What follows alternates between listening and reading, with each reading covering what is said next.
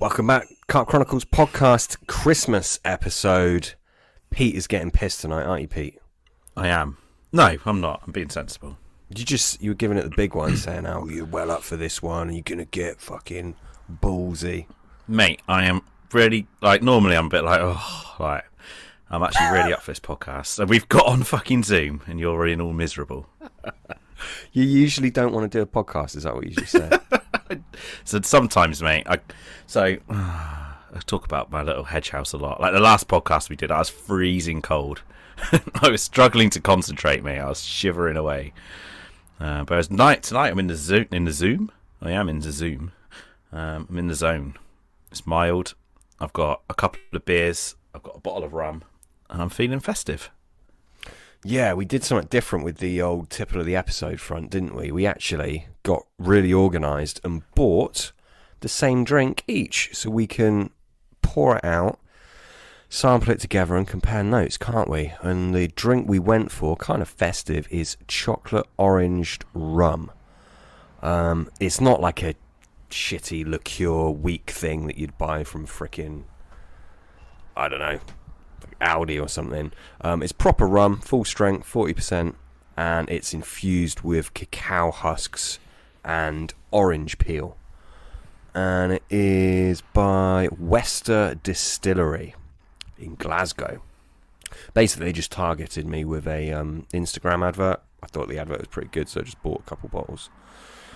You haven't poured it out yet, have you, Pete? Mate, no. I haven't even... Yeah, I opened it literally, earlier, so I was ready for the episode. No, I'm waiting. Ooh. There we go. Did you hear that? Solid corkage, yeah. Nice. Yeah. I didn't have the same effect. You ready? Ooh. It's a squeaky one, mate. You got a squeaky one. Smells quite good. You can smell the chocolate, can't you? Yeah, you really can, yeah. That's weird. That's weird. Can't smell any orange. Nothing. Doesn't smell alcohol-y. I'm going to have a chug right out the bottle. You? No. Ooh, it's nice. If you can hear that, you fucking started already, have you? I just poured it out in the old TCAC. Back when we were TCAC instead of just CCP. The glass. You using your glass? I am, Chronicles? Mate. Yeah. Yeah, of course I am. I had to for tonight. So yeah, I've brought it out to the hedge house, mate. Quite civilised out here. What are you mixing with tonight, then? I've just got it straight right now. Yeah, get the chocolate. Don't get the orange, mate, do you? No. It's quite nice. Yeah.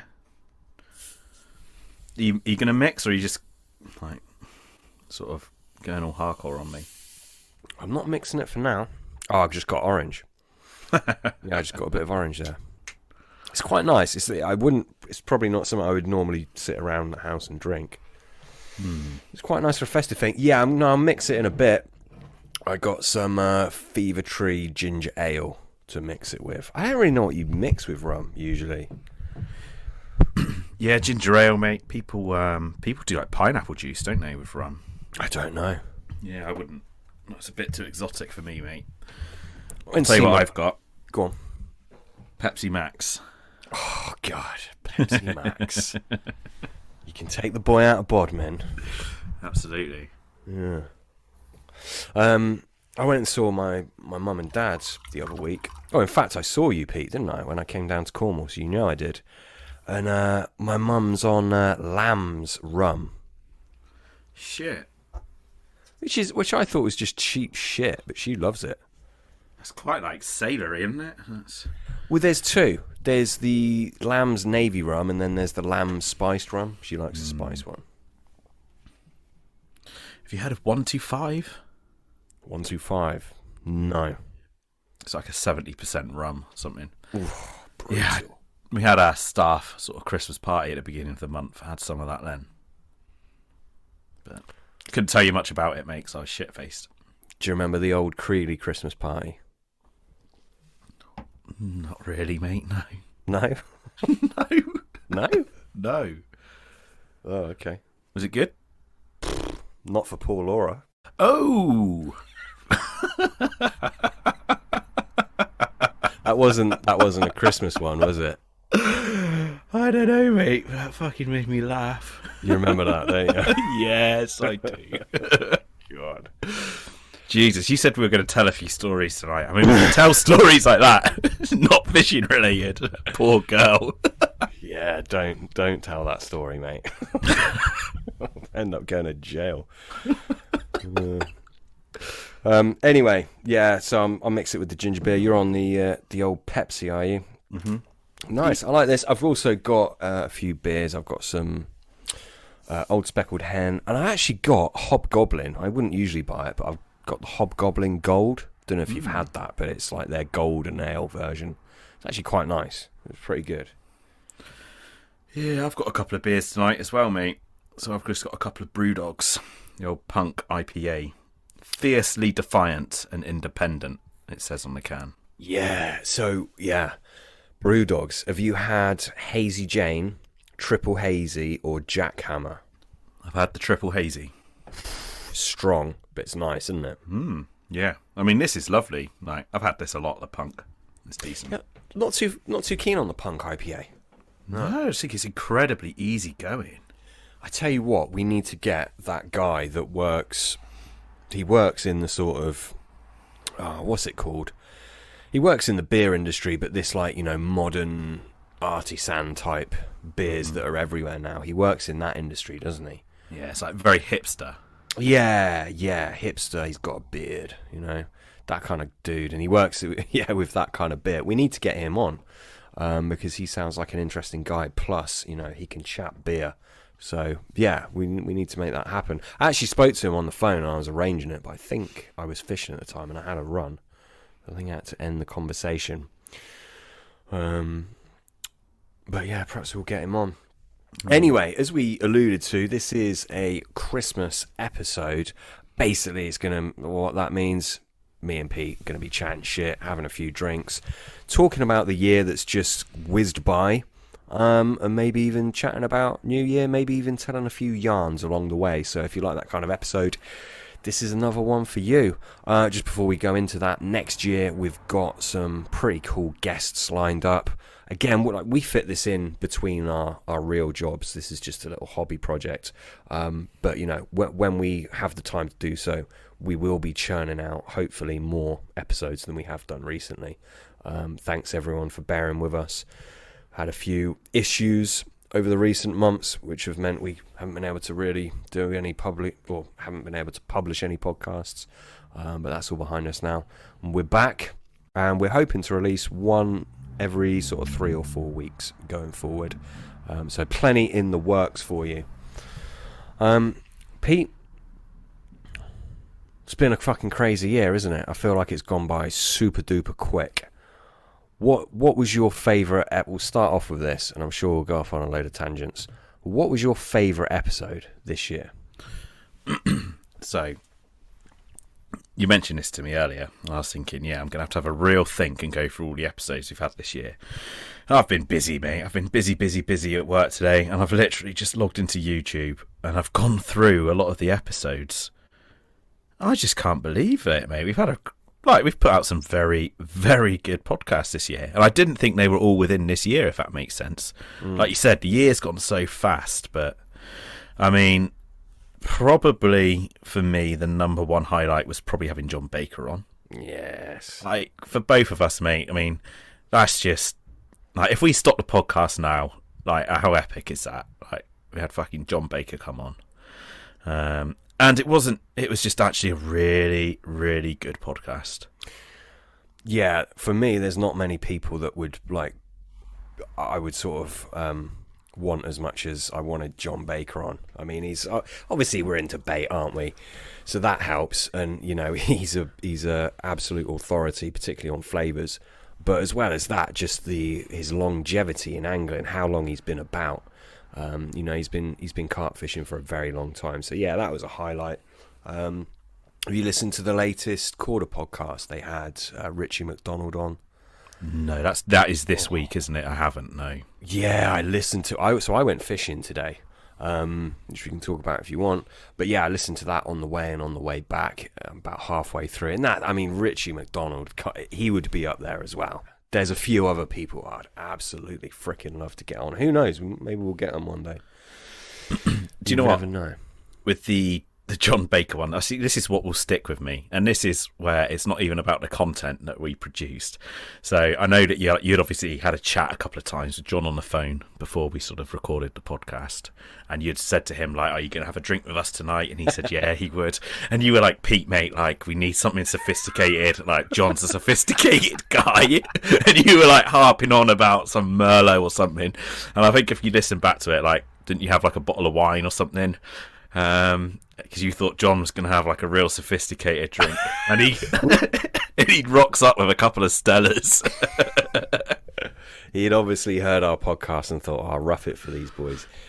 Classic. I try and speak to our guests a few times on the phone before we do it, just to get to know him a little bit. And yeah, he's quite into his wines, and he was telling me about his wines and importing wine and how Brexit affected him importing the wines he wanted. I think he loves Malbec, which is my favourite wine as well. Well, I don't drink it that much. So yeah, I didn't have wine for it. I think I had beers. But yeah, that was a good one. Yeah, good old Joe. What a lovely bloke. Absolute salt of the earth kind of guy, you know. Nothing's too much trouble for him. Keen to help out. Yeah, he's a good bloke, and it was a good podcast. And I mean, we said he was keen for a part 2. We just never got around to asking him again, which is really poor form. But I definitely hope to get him on next year.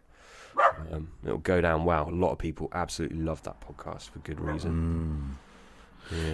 Yeah, absolutely.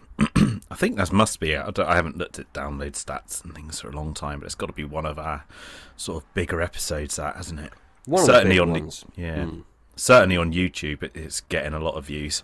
I'll tell you what, because I'm just scrolling through to YouTube, so we get very, very little traffic on YouTube, because obviously it's not videoed, is it? It's just a blank picture for people to listen to, and we get very little traffic. And one of the other ones, screams out to me, it's had a lot of views, was Stephen White.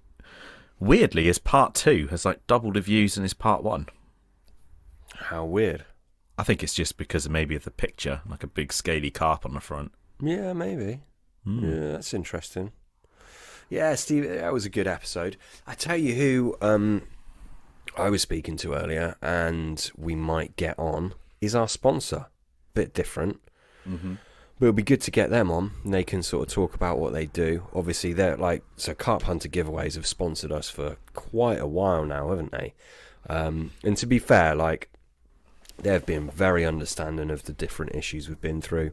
Really supportive of us. Just lovely blokes, really, aren't they? And their company is actually really, really good. I hope I'm not speaking out of turn now, but when I think of like a giveaway type business, I tend to think, it's like a bit spammy. Theirs is anything but. Like, it's very, very well run.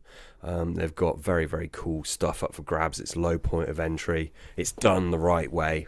And they give back to Phoenix Heroes as well, which I think is really cool. Do you know what they're raffling off soon, Pete? I don't know when the prize draw date is, but do you know what they're doing? No. It's their biggest prize yet. They've got a prize draw for a freaking Ford van. What? Did you know? You didn't know? No. Honestly, I was speaking to Bernie earlier, and he was like, yeah, about the van. And I was like, what? The van? He's like, yeah, we've got a freaking, I don't know what it is, Ford Combi, I think. No way. It's like 16 grand's worth of van. Shit. Yeah, 99p to enter. Wow. They've got to sell a lot of tickets. I know. Yeah. Mate, you should enter that. I mean, you've won a few of their little comps, haven't you? You totally should enter. I won one of their competitions, yeah. Yeah. You don't use the barrow, do you? No, I don't use it at all. No. Have you still got that? No, I sold it. Fair enough. I'm just being honest, mate. Just being honest. Fucking sold that up. Have we spoken about this before, haven't we? I don't think on the podcast. About my weird feelings. I saw it come up, and I was just like, well, I'm going to win that. I know that sounds so ridiculous, and people will probably think, fucking hell, he's a bit big-headed, isn't he? It's not big-headed, I just had a feeling that I would win if I entered. So I entered and I won. It's really weird. I have it all the time, don't I? Yeah, like with your fish capture that we spoke about before. Yeah, you knew that it was going to happen. Yeah, that. I have it about fishing, but I have it about all sorts of stuff, mate. I really do. Mm-hmm. It's very odd. Katie's always like, "Oh, have you seen this competition for a Cotswold home? Can you enter it?" I'm like, no. It's like I can't do it on demand. It's just I just get weird feelings sometimes. Mm-hmm. Yeah. I don't know what it is, but anyway. It is what it is. But anyway, I suppose it's probably a good point to mention our sponsor, Carp Hunter Giveaways. If you want to go and see what they're doing, get involved with the festivities, get involved with these prize draws, just go to their website, carphuntergiveaways.co.uk.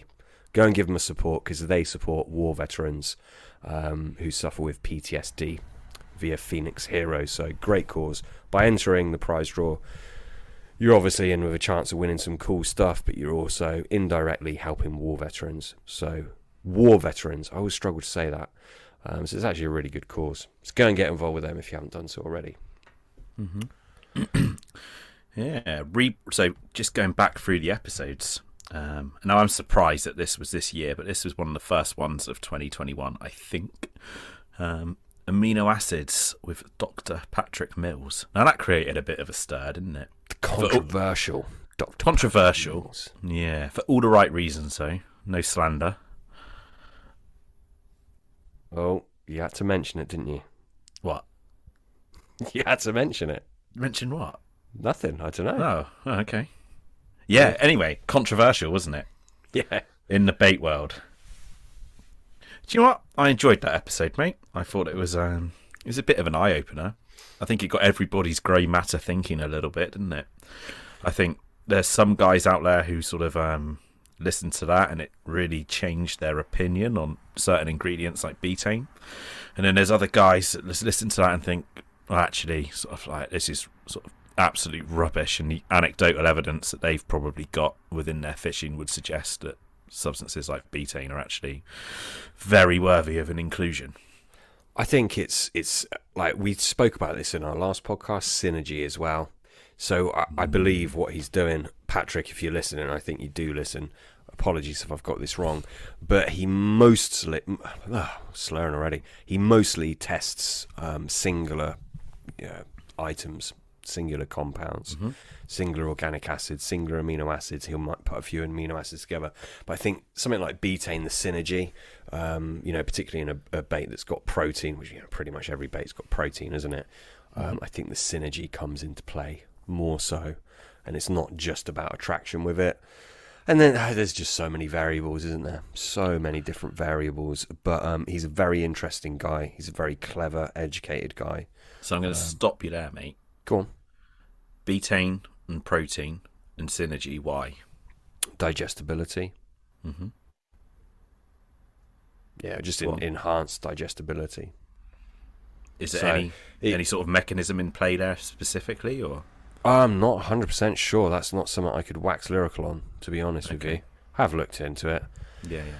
But it's not something I am sort of fully clued up on, to be honest. I'm very, very certain of it and spoke to people who are kind of clued up on that.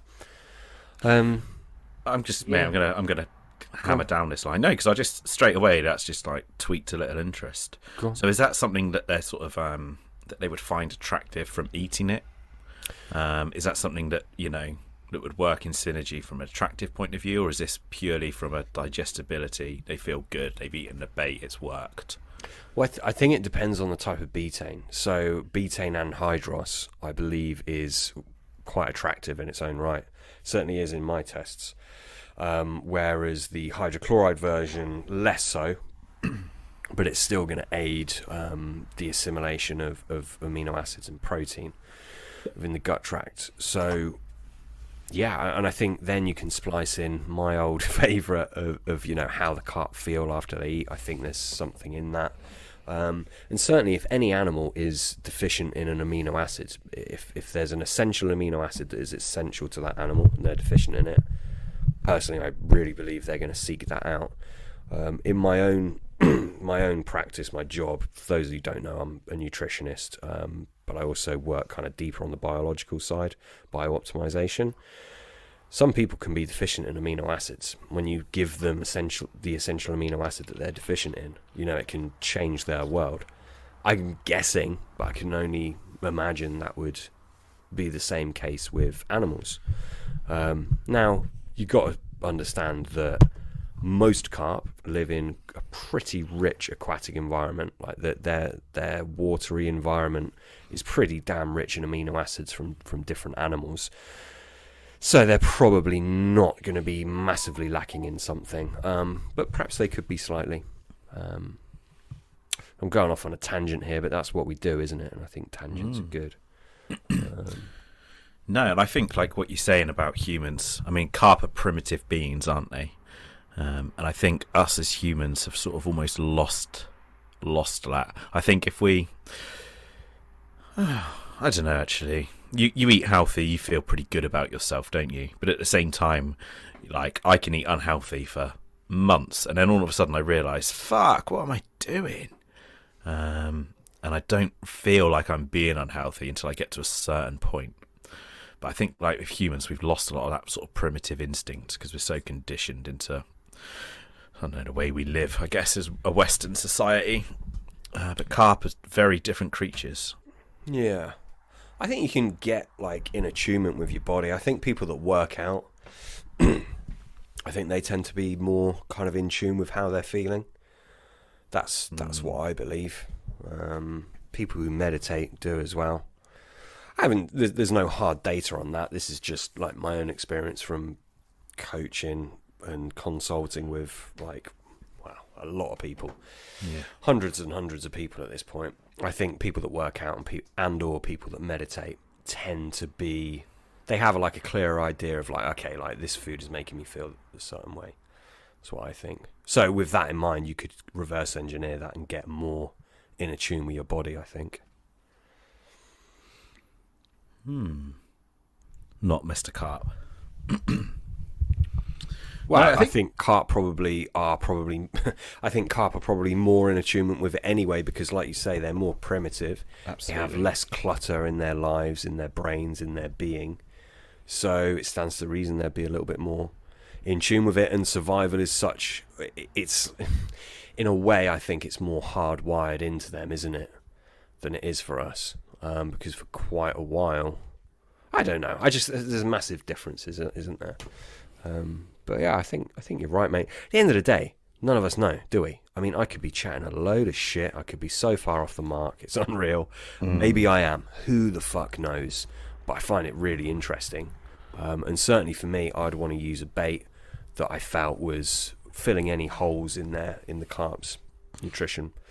And I think it's just good if we're going to catch them, put a freaking hole in their face with a hook, drag them out of the water. I think it's just a nice, polite thing to give them a good diet, give them a bit of health in return, you know? Yeah, absolutely. And as we spoke about on the last podcast, that's sort of something that you in particular are working on at the moment, aren't you? Yeah, brutally hard at the minute. Yeah, very, very tough. But yes, I am. It's exciting as well because I know that you're in tune with this. I know you are.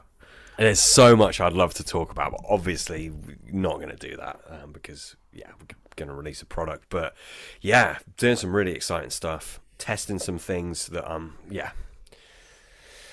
very excited about. More on that at a later date, I'm sure. Yeah, absolutely. I think, I don't know if we're speaking out of term here, but I think Patrick Mills, he was in contact recently, wasn't he? He sent a couple of emails. Yeah.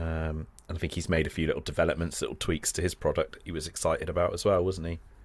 Yeah, he's going to send us some, actually.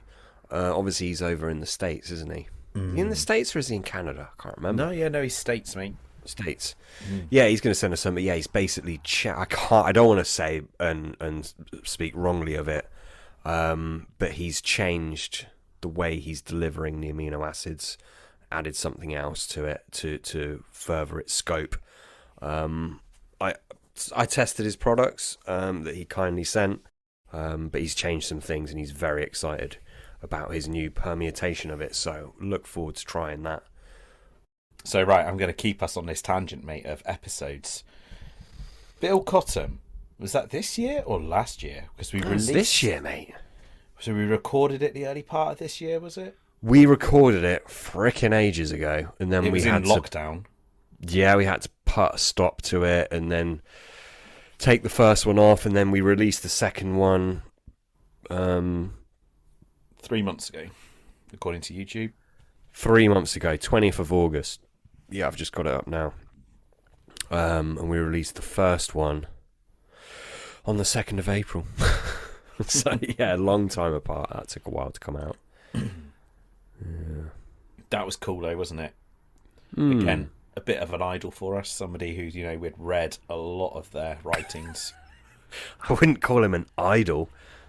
Someone I respect a lot. I wouldn't say he's an idol, mate. I'm not shit-talking Bill. I think Bill is absolutely awesome. Love chatting to him. Again, he's another guy I didn't think I'd ever chat to. Not on a podcast. Was lucky enough to speak to him on the phone a few times years ago. I wouldn't say he's an idol. An idol is a strong word, mate. Idol is a very strong word. But yeah, he was another great person to talk to. How about this then? If you could choose anyone and get anyone on the podcast, who would you choose that we haven't had already? Dude, I hate these questions. I have no idea.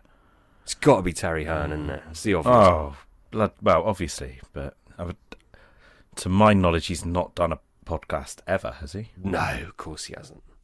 No, I mean, yeah, of course, Terry Hearn. Tell you who I'd like, unusual, but Chris Yates. I think he'd be brilliant. I reckon he'd have a drink with us.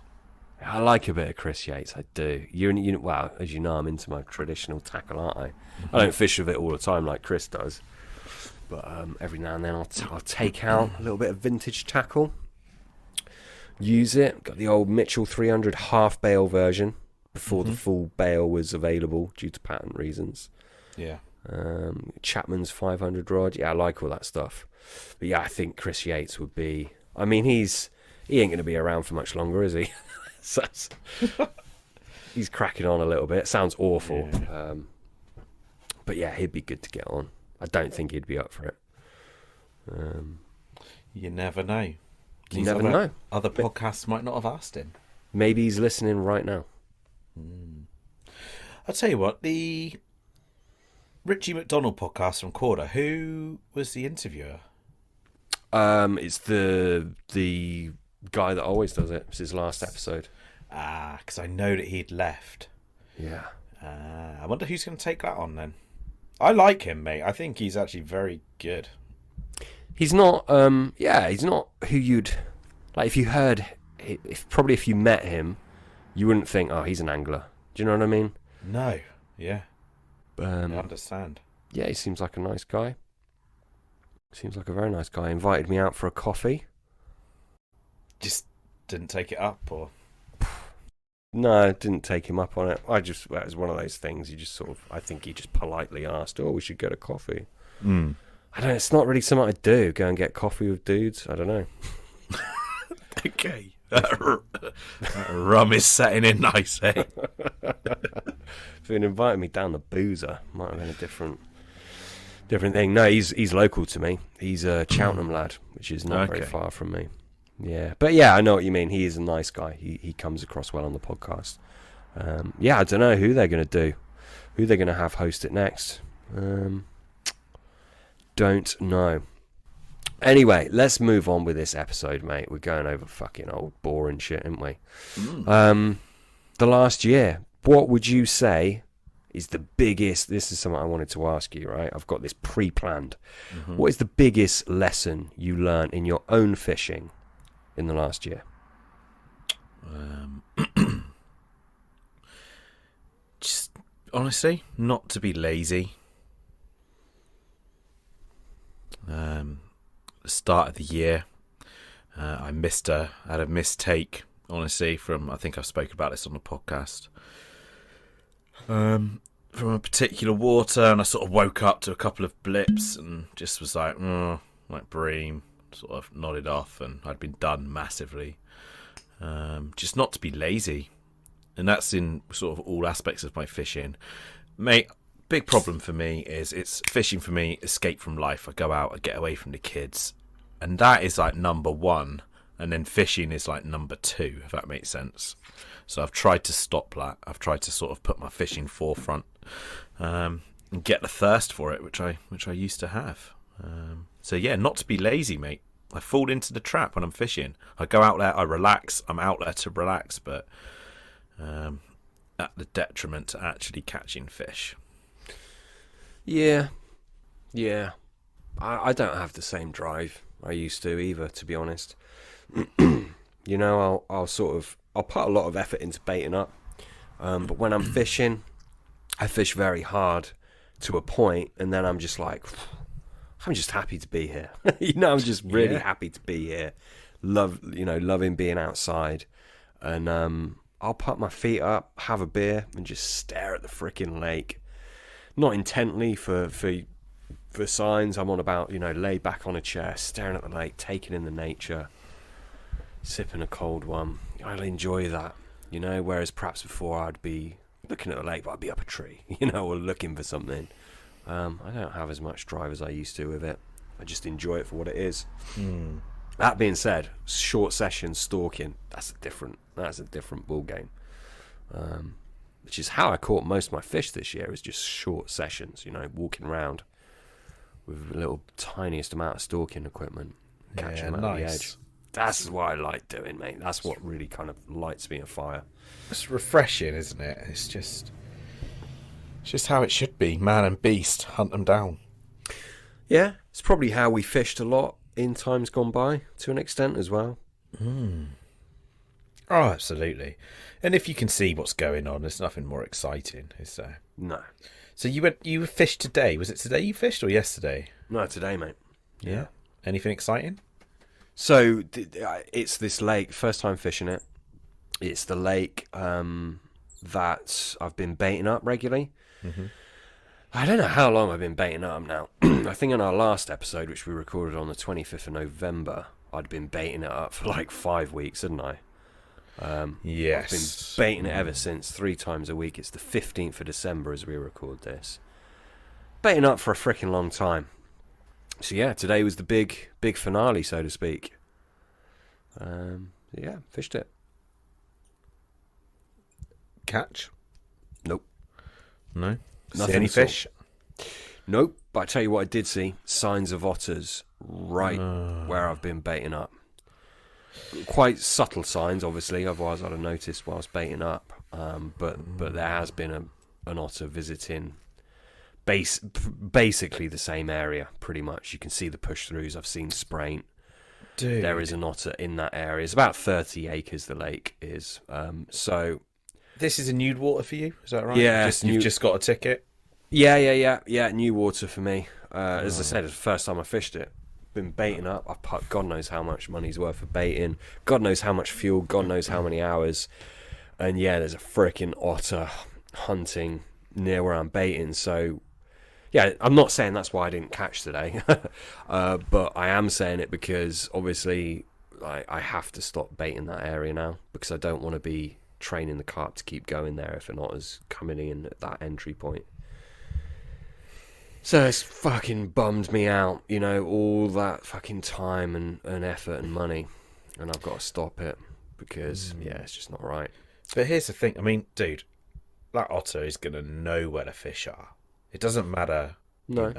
Yeah, I know, but I just don't want any fucking part to play in that otter maybe catching one. That otter's gonna catch them, or it's not gonna catch them. Your baiting isn't gonna make a difference, dude. When you're baiting like that, and you're keeping it going in the winter, you will keep the carp active, and they will keep visiting the baited areas. Provided it's somewhere that's relatively comfortable for them, they will keep visiting that. So, like, even if it's quite a removed role I'd be taking in the potential of that otter eating a carp, I'm still playing a role in it. I've still got a hand in it. And for me, I just don't. Mate, if I kept baiting that up, and then, I went one day and there was, a carp dead on the bank near there, even if that had happened anyway, I ain't going to feel good about that, So no, that's it, mate. I'm done. I'm done with I mean, with baiting up on that lake. sorry, what part of the country is this? Cotswold Water Park. Cotswold. So, I mean, is there part of you that was? I mean, surely, I in my head, this is. I mean, otter predation up there is pretty rife, isn't it? It's rife. Yeah. I'm surprised you're at a point where you're happy buying a ticket on a lake without a fence. This particular lake, I mean, I think I said last time, it's not got anything mega in it. I think there's a couple of 30s. The rest are sort of 20s and quite a few smaller fish as well. But I think it's very much something for the future. So I've got a ticket, get my foot in the door. I'll keep a ticket going. And it's going to get a fence built around it. Okay. So it's just something for the future, mate. It's something for the future. It's quite a big lake at 30 acres. It's not typically the type of lake that an otter would really turn over quickly. It's just the way it is, mate. I mean, on the flip side, there's quite a few lakes on the water park that I would love to fish that don't have fences, because they can't. I'd still love to fish them. Yeah. It's horrible, mate. We experienced it in Cornwall years before the rest of the country did. Didn't we? And it's, you know as well as I do how heartbreaking it is to turn up to your lake and find the fish dead. It's happened to me and you too many times, isn't it? Yeah, this lake's close to me, mate. We'll talk about it, I guess, off air, that are currently being predated, which is real sad, but there we go. Yeah. But yeah, anyway, so yes, I went fishing today, totally blanked. And yeah, I don't think I'll be fishing it again, to be honest. Yeah, there we go. Dude. It's that time of year, isn't it, mate? That time of fucking year. Yeah, it is. It is. But I know how much time and effort you've put into it, and I know how much you've put into it cash-wise in bait as well. It's gutting. It made me laugh the other day when you sent me the photo of your bait delivery. It's just like things have escalated. That was, do you know what? That was the first time I've had bait delivered from Kenny. I always go down to see him, and I enjoy going down to see him at his factory as well. He always spends a good hour, usually a couple, with me. We have a good old frickin' chinwag about bait and fishing, and I enjoy going down. It's a hell of a drive for me. Yeah. But it's a nice experience. But no, it's just I've got too much going on, so yeah, I got it delivered to me. And I was impressed. It was turned up frozen. He uses APC overnight, but it turns up frozen. He had to freeze some of it.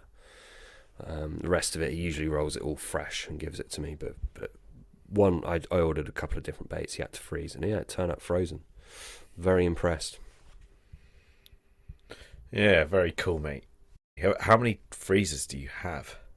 You've got to have more than one on the go. I've got 3 freezers.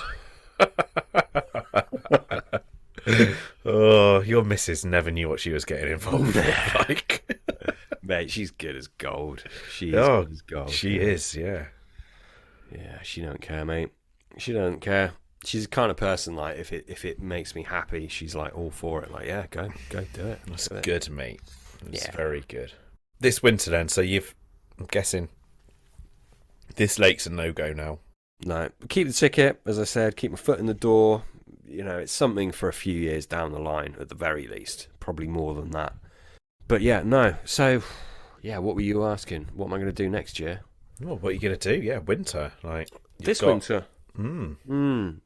Well, I've never spoken about this before, but I'm treasurer of a small angling club up here in the Cotswolds.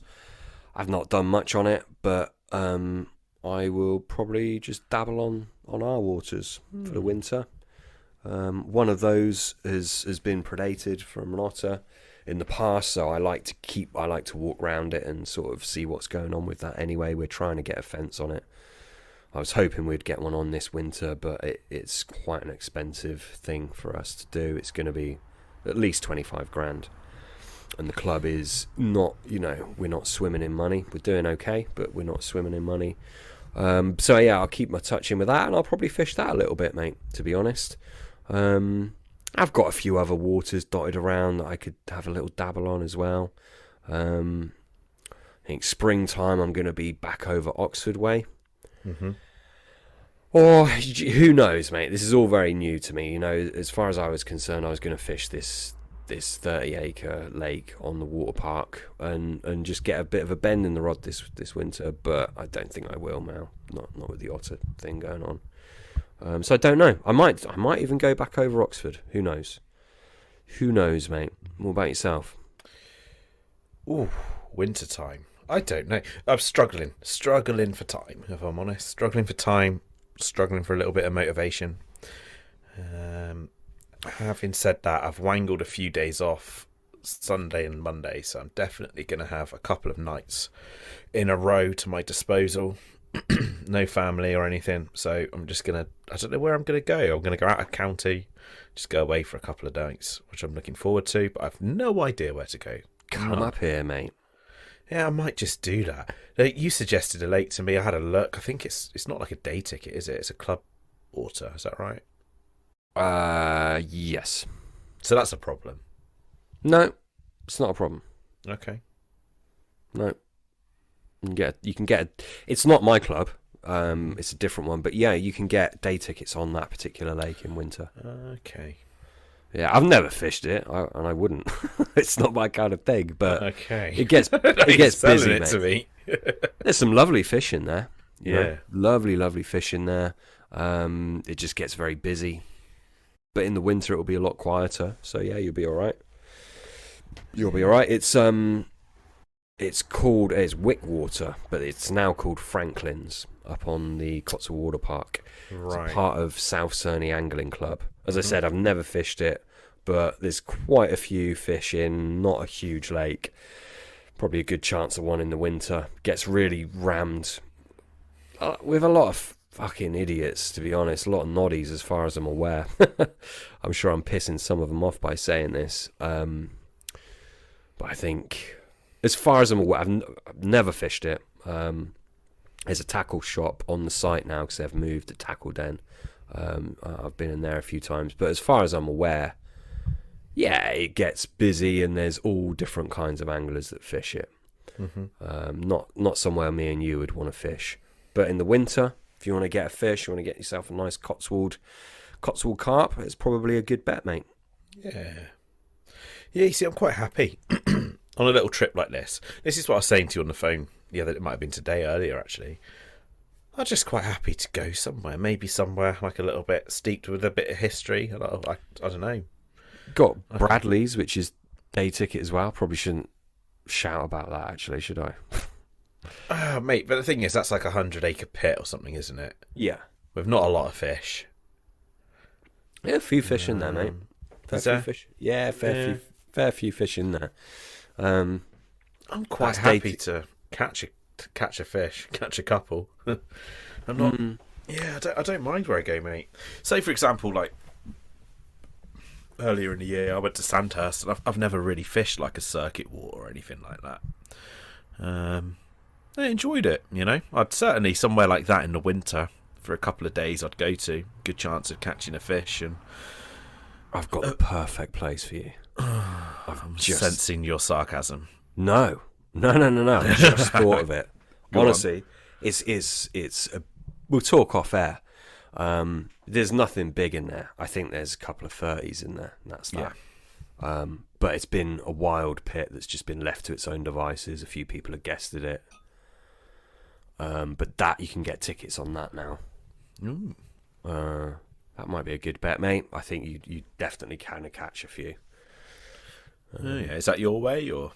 Yeah, it's on the water park. Mate, you see, that sounds good, and you could pop down and say hello one of the nights. Yeah, I've driven past it. I've never set foot on the place, but yeah, I know where it is. Yes, if I'd had more notice, Pete, I could have got time off work and we could have done a social. Almost feels like you engineered it so that wouldn't happen. Yeah, sorry about that. To be honest, mate, joking. Lastminute.com. I know, I'm joking. Yeah, we do need to do that social though, don't we? Mm-hmm. Mate, I was just thinking then. So I know, like, you'd messaged Dean today because we had, for the listeners' sake, we did record a podcast with Dean, and we've had some fucking technical issues, which we have had a few times in the past. So that hasn't come to fruition. I saw you messaged him today. So yeah, happy Christmas to you, Dean.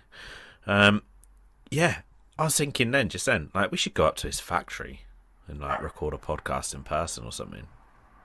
And then maybe have a bit of a social, like, up that way or something completely random like that, mate. That'd be a good laugh.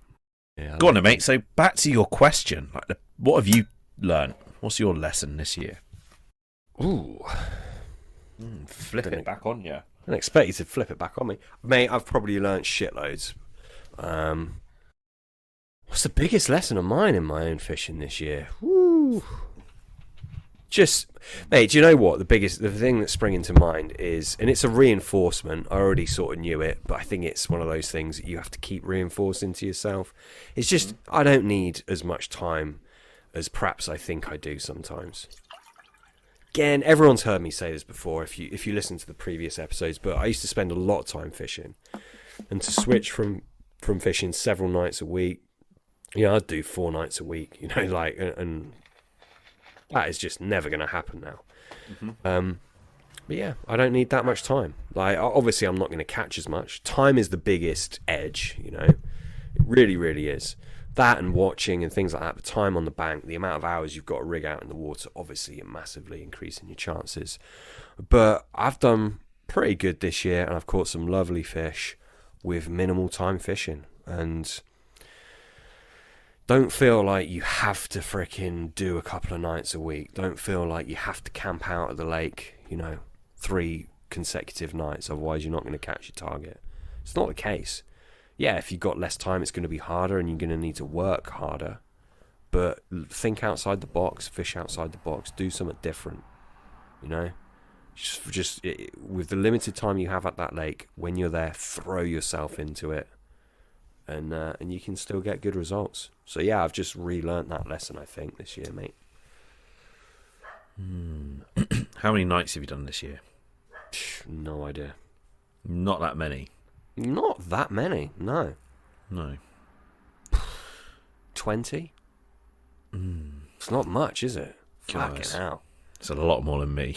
I've probably done more than 20. Yeah. Well, I don't know. It was 52 weeks in a year. Yeah, I've done more than 20. Oh, it's nice. But nowhere near as many as I used to do. But then again, look, I'm saying you don't have much time, go fish hard. At the same time, if you don't have much time and you want to go to the lake, and when you're there, you want to fucking sit back with a beer and chill the fuck out, do that. There's, don't feel like... I think some people feel like they have to fish hard or they have to fish in a certain way.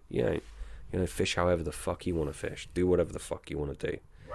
That's what fishing's about, isn't it? I think there needs to be more fun injected back into fishing for a lot of people. I think a lot of people take it too serious. You think you found that this year? Found that a little bit, yeah. Yeah, I've observed it a lot. Yeah.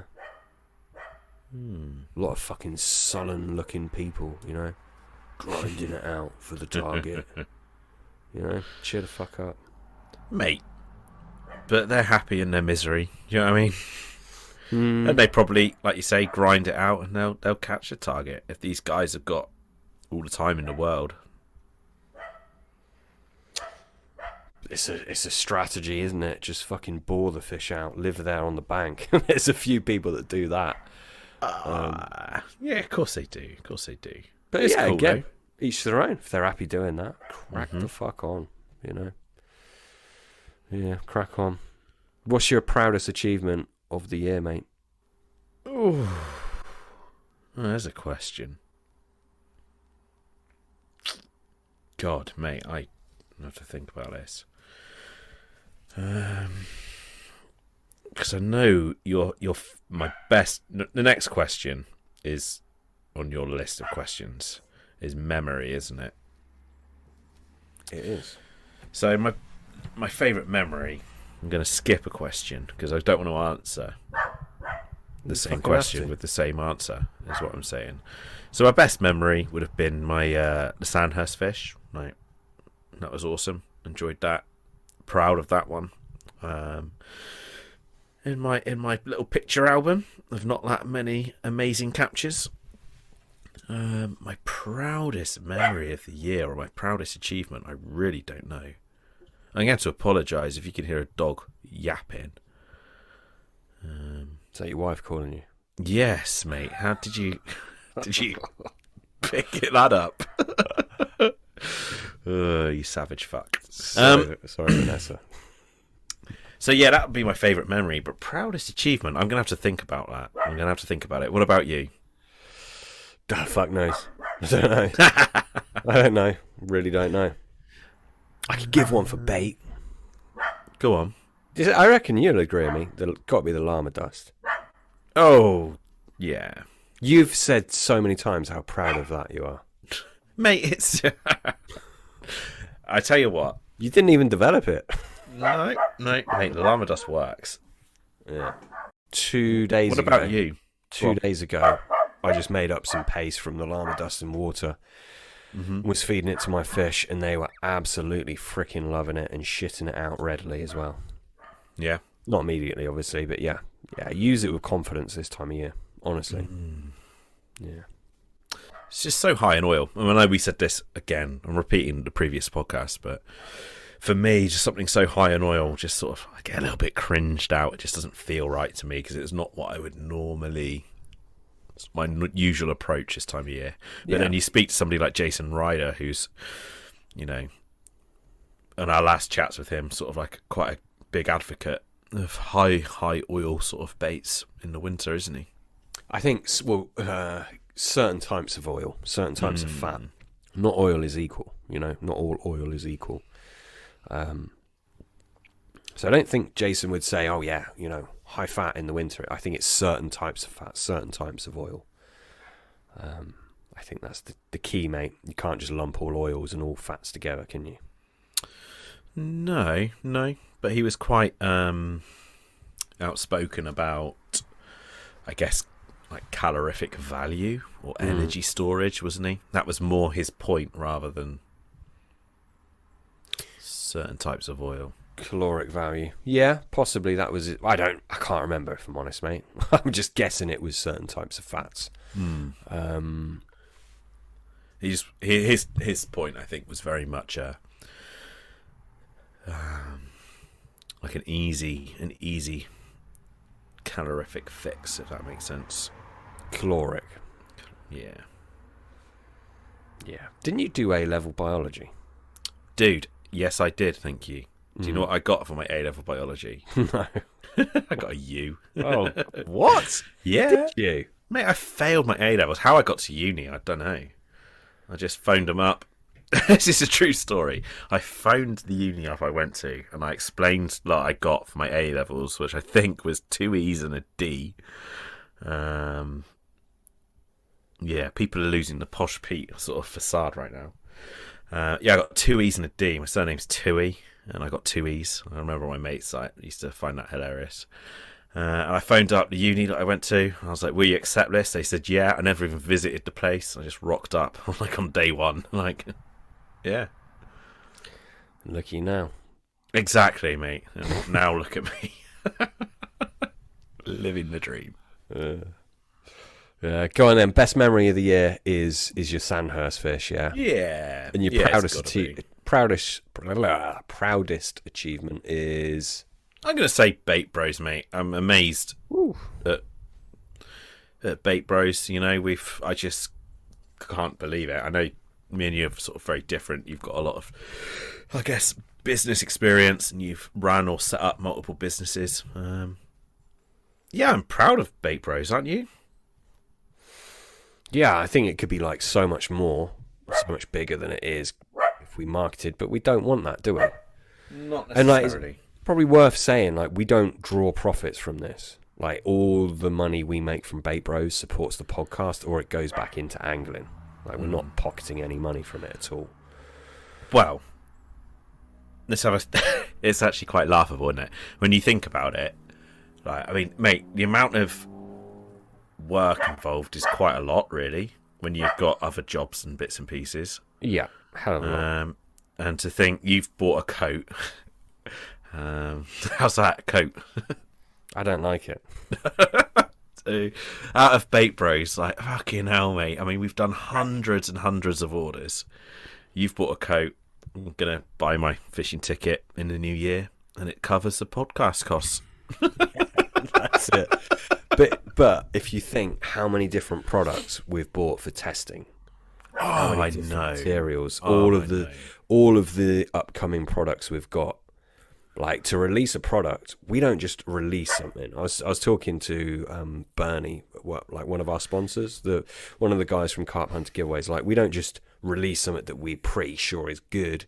Like, we will test the fuck out of it, both on paper and in practice. Like, so we have to spend a lot of money on materials to release a product.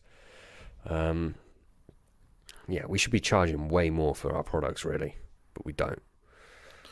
Yeah. It's all good. It's a little, like I said earlier, this is a passion thing for us, isn't it? The podcast and the little bait company is all just a bit of a passion project. We enjoy it. People, send us their catch results, and it feels, very, very nice to read people's success. And it keeps everything afloat, and we enjoy it. That's why we do it. I think that's what we're going to keep doing. Exactly. And it's nice that, things like the podcast isn't cheap, is it? It's not mental money, but it ain't cheap, and it's nice that we can cover that now. It's getting more and more expensive, isn't it? Yeah, we're getting expensive Tayson headphones. A couple more of these court cases, Pete. It's fucking hell. Got to keep the lights on. Yeah, I'm teasing. Come on then. Next year, what are your plans? Okay, so do you know what, mate? I reckon I've looked back through the episodes now, because we were talking about previous episodes. I saw like a New Year chat, and I'm sure if I went back and listened to that, you'd be like, what are your plans for this year, Pete? And I'd say, you know what, Sam? I'm going to spend more time on the bank and enjoy my fishing. But yeah, I'm going to make a conscious effort to spend more time on the bank. I don't want to go too deep, too heavy. The rum's kicking in now. I've had a like mentally like a pretty shit year, and I'm focusing more on things that make me happy next year. Hence why I've rearranged a load of shit and going to go away for a couple of days. I'm going to spend more time with my family. I'm going to spend some more time fishing. That is my goal for the new year. Do you this is not meant to be a nasty comment at all, but do you feel like you live in a deep pool of unfulfillment? Fuck. No, I don't, actually. I don't. I think I could sort of serve myself a lot better, mate. I do a lot of things, I find, for other people. That's what I do. I do a lot of things for other people. Don't do shit for me, mate. Oh, sorry, dude. Don't even turn up on time. Oh, give me Emperor. I'm like 13 minutes late. 13 minutes. 13. Yeah, it was. And then I had to do an update, so I phoned you on WhatsApp. So yeah, you phoned me on WhatsApp to tell me that you weren't ready. So you're actually about 20 minutes late. All being no, we had done. that was for the pre-chat, and then you had technical issues. And, I did not have technical issues. I'm going for a piss, mate.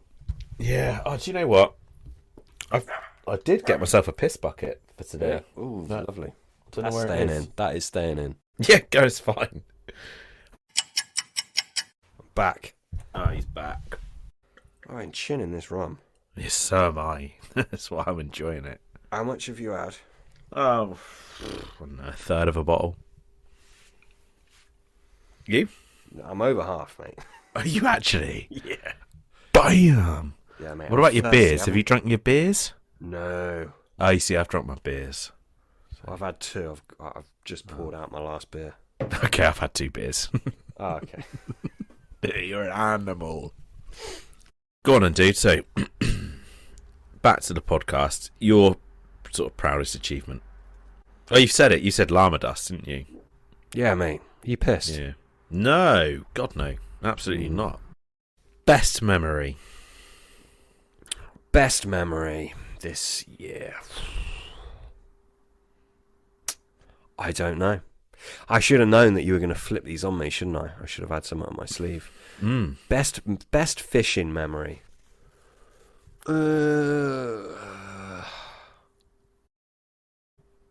God, when I think of it like this, I've probably had a pretty shit year. What about that target fish, mate? You know, you spoke about that on the podcast with a lot of passion. The one that you were convinced you were going to catch has got to be a good memory, surely. Yeah, I guess so. Yeah. Yeah. Yeah, it wasn't, mate, you say target. It wasn't, everyone thought that fish had died many years ago. Okay. So it wasn't really a target. But you knew it was in there. I knew it was, well, yeah. Did you listen to that episode, mate? Well, yeah, I was talking to you. You'd seen the fish. You knew you were going to catch it. So I'm guessing you knew it was in there. Yeah, the day before. Before. But I kind of thought it was the other big one, if you remember. Yeah, that's got to be. I suppose that is the highlight. Yeah, I suppose so, mate. I suppose so. Yeah. Do you know what? Just thinking back and thinking, what's my biggest sort of my best memory? I don't think I've made enough memories this year.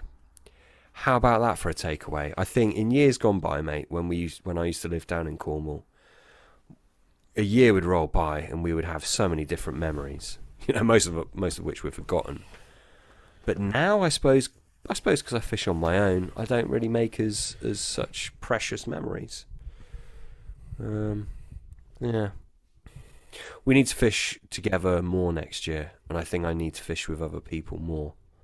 And I think the good times are generally made in the presence of other people, aren't they? Yeah, mate. I think you're very on point there, and that's probably with the Sandhurst fish. Like, I went with a good mate, had a cracking time, and I don't do it enough, like you said. Yeah, for sure. Yeah. For sure. Yeah. Mate, let's move on. I feel like this podcast is a little bit droll and a little bit depressive. Let's fucking switch it up. Stories. Ooh. Oh, don't. Got any good stories, Pete? Come on, entertain us. Don't do that, Sam. Come on. Do you know what? So I'll tell you something. I've got a question if you haven't got a Oh, story. fucking hell. Go on. Go on, you say what you're going to say. I was going to go with one of your questions to you.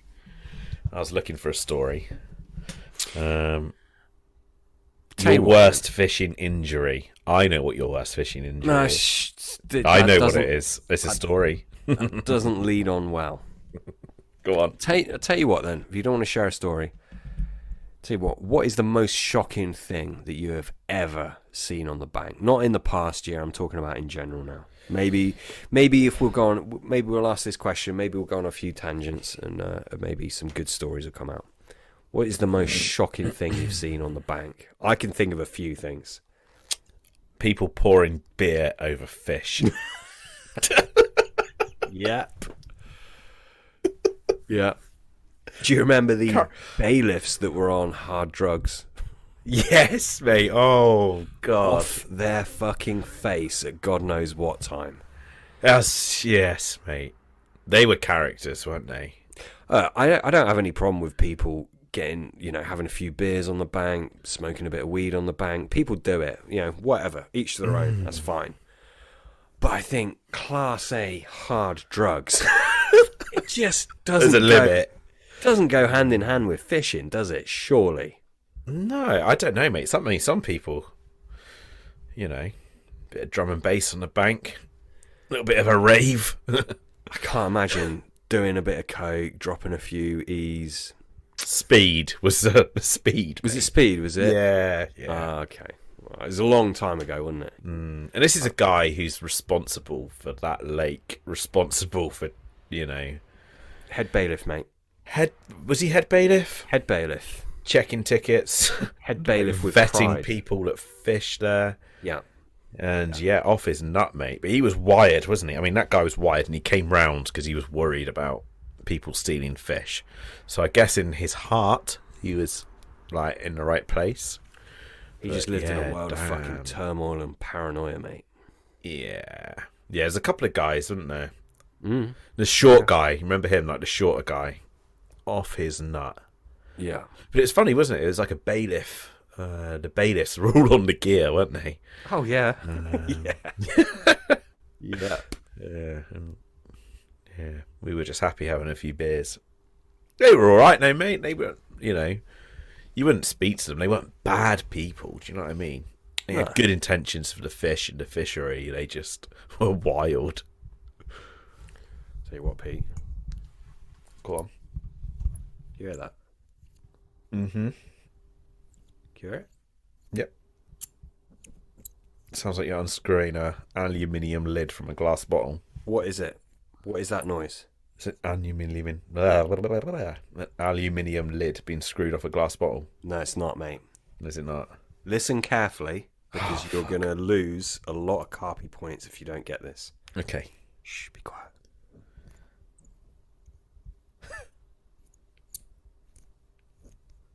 Now what is it? I don't know, but I put my ear close to my microphone to try and hear it better, forgetting that I've got headphones on. Wow. I've no idea, mate. No idea. It's a Lesney bread press. Oh, that's cool. Mm-hmm. Nice, like a punch.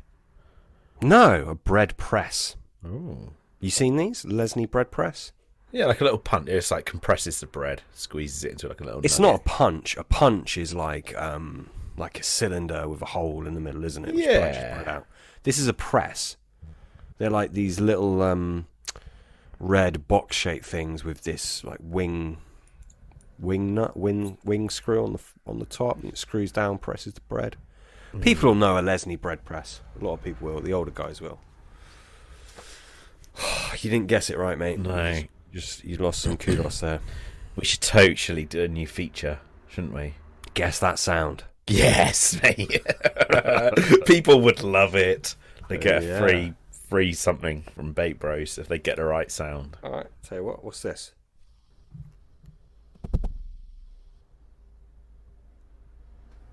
Did you hear that? No. No. It's my centre pin.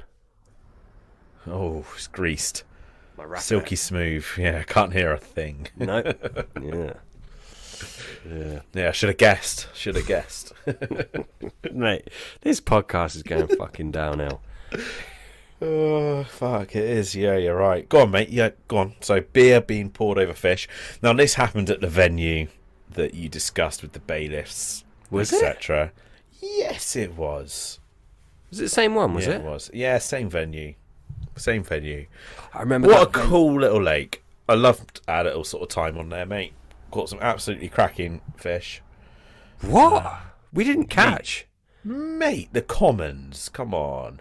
When we had Fennel on the podcast and we were discussing commons that we'd caught, which were the closest to wildies we could think of. Like, those fish. Oh, mate. Some of the commons out there were just phenomenal. Yeah, we didn't catch any commons out there, did we? Oh, I've got photos, mate. Yeah, I'll have to send you them. Me with them? No, me. I don't know about you. Fuck. Did I catch?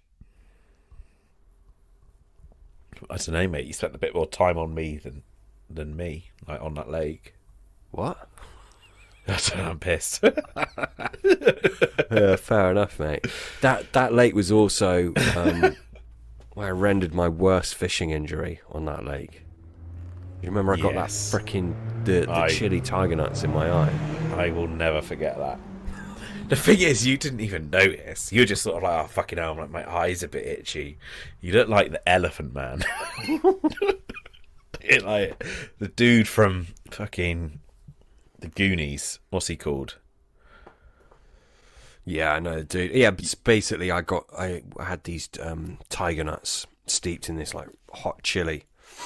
I got it in my eye, didn't I? Your face was swollen. Whole face swelled up. Yeah. Is that your worst fishing injury? Like, I mean, it wasn't severe. It was amusing for me. I haven't really had that many bad injuries. I hurt my back quite badly at that little syndicate we joined briefly. Yeah. About for a year. Where I slipped on the decking. Do you know about that? No. No. Oh, it was pissing down, and I ran to get into the little, there was this little log shed Clubhouse is like over hyping Yeah. it a bit. It was this shed, basically. It was a little tea station, wasn't it, for the anglers? Yeah, I was running to get out in the rain. I slipped over and feet went from out under me and landed on my back. Funny. I had back issues for a week or so. But other than that, that's pretty much it, mate. Fallen out of a few trees, but nothing mega, nothing bad. I don't climb up super high. I'm a big boy. Those top branches don't take my weight. No, I've never really had particularly bad injury. A couple of hooks in the hands. Yeah. About it. About you? Yeah. No, I've never had like a hook in the hand. I shouldn't say this because I don't want to. It's actually a big fear of mine, mate. A few times I've dropped the lead attached to the rig recently and nearly fucking impaled myself. Yeah. Nothing sort of severe. Fishing accident wise, the always thing I always think back to was our time on the Pads Lake, and at the far end of the lake. There was a bit of a slope down to the water. You used to bivvy up on top of the slope, and then it would run down, and then it was a flat section where your rods would be. And I remember sort of running out of the brolly early one morning to a take, slid completely down the bank, falling flat on my ass, feet up in the air. My shoe fell off.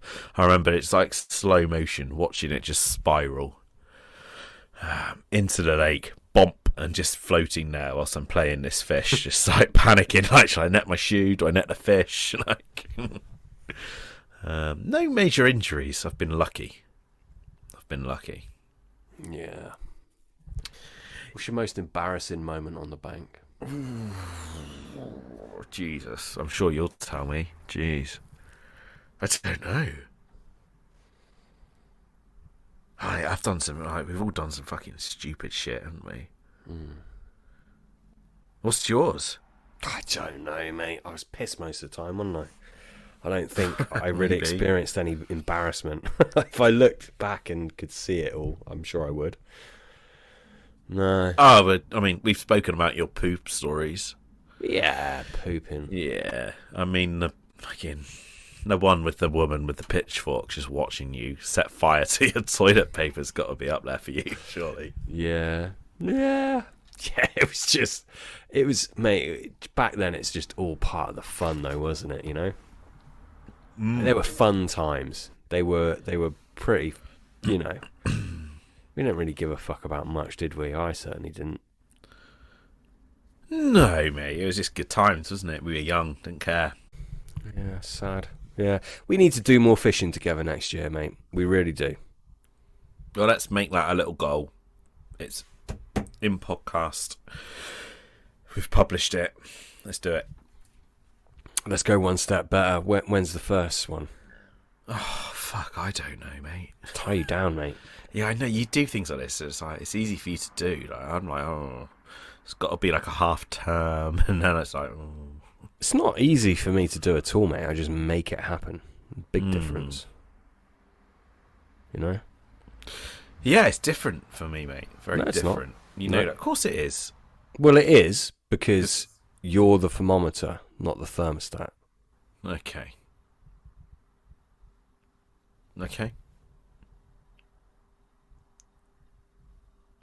There we go. Feel like I need a bomb dropping. Oh, mate, it's fucking hard. Midweek, I can't do. I've got I've got to deal with the kids. Yeah, but you got a wife, mate. Who works full time. Yeah, but she gets how many school holidays? Yeah, so so it's February half term. Mm. And it's we've got shit to do with the family. I don't know, mate. Kids are my priority. I've learnt that more and more through the pandemic. Need to sort my priorities out. Bring them with. Oh, Treat him to a dose of Uncle Sam. Yeah. You will love fishing with my children, mate. They'll love fishing with me. Excellent. Let's move this on. Dirty Harry, I haven't seen him for a long time. Mate, he has massive hair right now. He needs a haircut. Won't let anyone cut his hair. I remember holding him when he was a babe. Mm-hmm. A baby. You know what, mate? Next time you're down, we should probably do a little family get together, shouldn't we? Just go out for I'll bring meet my up. kids over. You bring yours. Yeah. We shouldn't we? We'll see whose kids are harder. Yours are a lot older. Fucking pitch them against each other, mate. Mate, honestly, my 2-year-old would fucking... We'll give them garden tools, like some trowels and stuff. Maybe a rake for the older boys. Fucking pitch them up. No, we should do. Yeah, we'll go up. What's it, Jamaica Inn or something? Yeah. Get them a load of food, play some pool. Yeah, Mate. Hey, it's a podcast, mate. Come on, this is like the worst fucking episode. If you're still listening to this, like you have obviously not got much else going on in your life. We thank you for that. Thanks for listening. Let's get it back to fishing. I've got one for you, Pete. I've got one for you, Sam. I've got one for you, Pete. Boom, go on. Go on, ladies first. Okay, scenario. Okay, Carp Chronicles podcast goes boom. Okay, our sponsors, Bernie and Ben, they want to they're paying us a lot of money. Hang on. To produce this podcast. Mm-hmm. Stop, man. Like you, right? Okay, you're pissed. Are you saying that they are paying us a lot of money because they're really No. No, I'm really fucking not. Yeah, I'm saying hypothetical, mate. Okay. Oh, okay. Sorry. Yeah. So podcast goes boom. Bernie and Ben, again. Start again. The podcast blows up. We get very successful. Is this a scenario you're painting a picture, right? Absolutely. Yeah. Okay. Yeah. Absolutely. So we are the biggest carp fishing media. Every carp angler is listening to me and you. We're getting loads of money coming for our sponsors. Bait Bros off the chart. I'm going to the post office daily. Oh God. And we're going to buy a lake. How would you want to what kind of lake would you be looking to buy? A wet. What would be your... Go on, no, seriously. If you were to own a lake, mate, what would you want from a lake? So I'm going to say this now. I know you wouldn't want to buy like a lake. You wouldn't want to sort of freshly dig a pond, chuck some 30s in it. No. Yeah, exactly. Like a soulless hole wouldn't be your vibe. Now, we've spoken about this a few times, about lakes that go up for auction or for sale. And actually, there's a famous Cornish sort of water that went for about 30 grand, wouldn't there? Or something stupid. Yeah, we've spoken about this a lot, mate. And it, I don't know necessarily buying, but leasing a lake and turning it into a syndicate is really something that I've thought about recently. And it's a definite possibility if the right thing comes along. I can't say that I've really gone out and looked intently for a sustained period of time. But yeah, at least leasing a lake and then, running a syndicate on it, seeing how that goes, and then, maybe with the mind of one day maybe buying one, if I can get the funds for it. I certainly don't have the funds for it. Yeah, it's something that I'm interested in doing, mate, to be honest. We've had that chat, to be honest, without getting too personal in your world.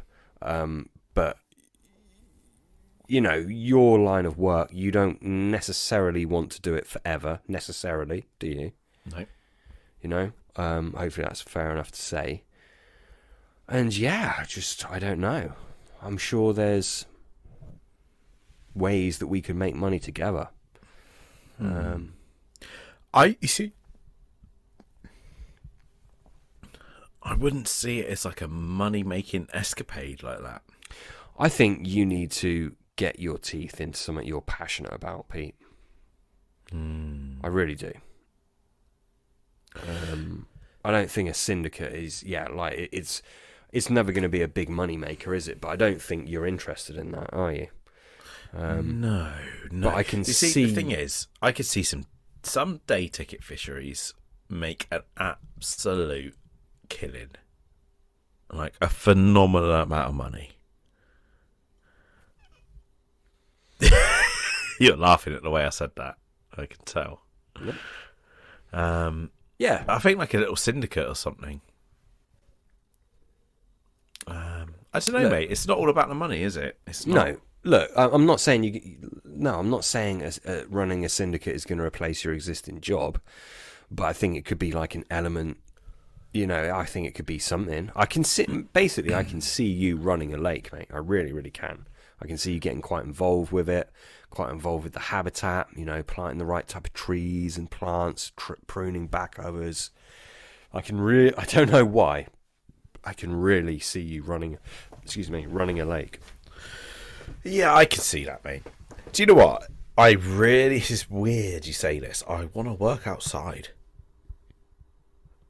I really want to work outside. Yeah. Do you ever get like that? Do you think yes. Yes, I do. I really do. Mate, I used to work at Shires Adventure Park, which then got bought out by Creedy Adventure Park, and you worked there as well, but you only worked in the summer. I worked there all year round, and in the winter it was just maintenance outside. And there's something about that kind of work, it was such a varied job, but it was a physical outdoor job. I loved it. There's something about working outside, your hands in the dirt. Yeah, it's just a nice way to live. And yeah, I do think about that. The reality is that will never happen for me, just from the way my life has taken me. I just don't think that'll ever happen. For you, I think I can really see you doing that. Like, I can really see you running a lake or two, and then maybe doing something else alongside that. And I think we've had a chat about this because we're both interested in it. But as well as that, I think maybe because, I don't know, I can see you doing it. Not that it's up to me what you do. I'm not trying to say that. But I think you should, Pete. I really think you should, man. I think you should look into it. I'll tell you what, for a decent kind of day ticket fishery in Cornwall, I think there's a lot of scope for it, mate. I don't think business or I don't think lack of a trade would be an issue for you at all where you are or anywhere. When has there ever been a higher demand for fishing, carp fishing, than there is now? Never. Never. And I think, if you have the slightest bit of common sense, you could probably run a pretty damn successful fishery, couldn't you? Like you're a very intelligent dude. I think you'd run a very successful fishery. It's just that thing of getting the right place, the right venue. As you said, you're the same as me. You wouldn't want to just buy a freaking hole in the ground and then buy some 20s. You'd want those fish in there to be, a bit of pedigree, age to them. That's where the problem would lie. You see, the stock for me wouldn't be the biggest thing, because you can get yourself a lake and you can stock it with whatever fish you like at whatever size, and you can grow them on. You see, the stock for me wouldn't be the biggest thing, because you can make that a very personal thing, so you can always be happy with that. It's just the lake itself. Picking the right water, I think that's the big thing. About Ladies Wood, wasn't that for sale not so long ago down in Cornwall? Yeah, and that went for a lot of money. That was expensive. It? Yeah, it did. I think I told you about that. I went down there. I was there's rumours of fish, wasn't there, sort of left behind. And I remember I was down there having a little scout around, thinking about a few guesties or whatever, and I actually got busted by the lake owner. And I had my son with me at the time in like a little kiddie backpack. Anyway, he was good as gold. After I got busted, obviously, and he was a bit like, "What are you doing here?" And I was like, "Oh, I can't remember the conversation." And I just got chatting to him, and he was like, "Mate," by the end of the conversation, he was like, "You come down here as much as you want with your son." Good as gold. He's really interested about what I had to say about carp fishing. He had just had it stocked with however many hundreds of little fingerlings, like little fish. And I never went back there. Never went back. But yeah, I mean, that kind of lake would be perfect, wouldn't it? Stick a fence around there, because, I mean, that is prime prime otter predation. Do you know what? Do you know what? Listen, we don't have any money, but let's make that a goal for 2022, right? Ooh. Let's lease a fucking lake. Well, this is a thing. We could lease a lake, and you've got your first few up-month payments or whatever. Number one, if it's got a stock of fish, ideal. We could find fish, I think, quite quickly, couldn't we, for a good price? Wow, I've got some. My mum's got a nice one. Clarence. Which I put in there 15 years ago, whatever it was, 10 years ago. There's a few. No, mate, yeah, no, serious jokes aside, we could source good bloodline fish. I don't doubt it. Mate, it's quite an interesting thing, because I think we could quickly, if you're leasing a lake as well, there's no reason to lose money from it, is there? How about this? How about it's a Carp Chronicles lake? How about Let's do it. It's business lake or Bait Bros lake, whatever. How about that? Podcast is taking a turn. This is how business chats go, isn't it? Mm-hmm. Let's do it. Let's do it. Okay, mate. So, moving on. You haven't answered the question.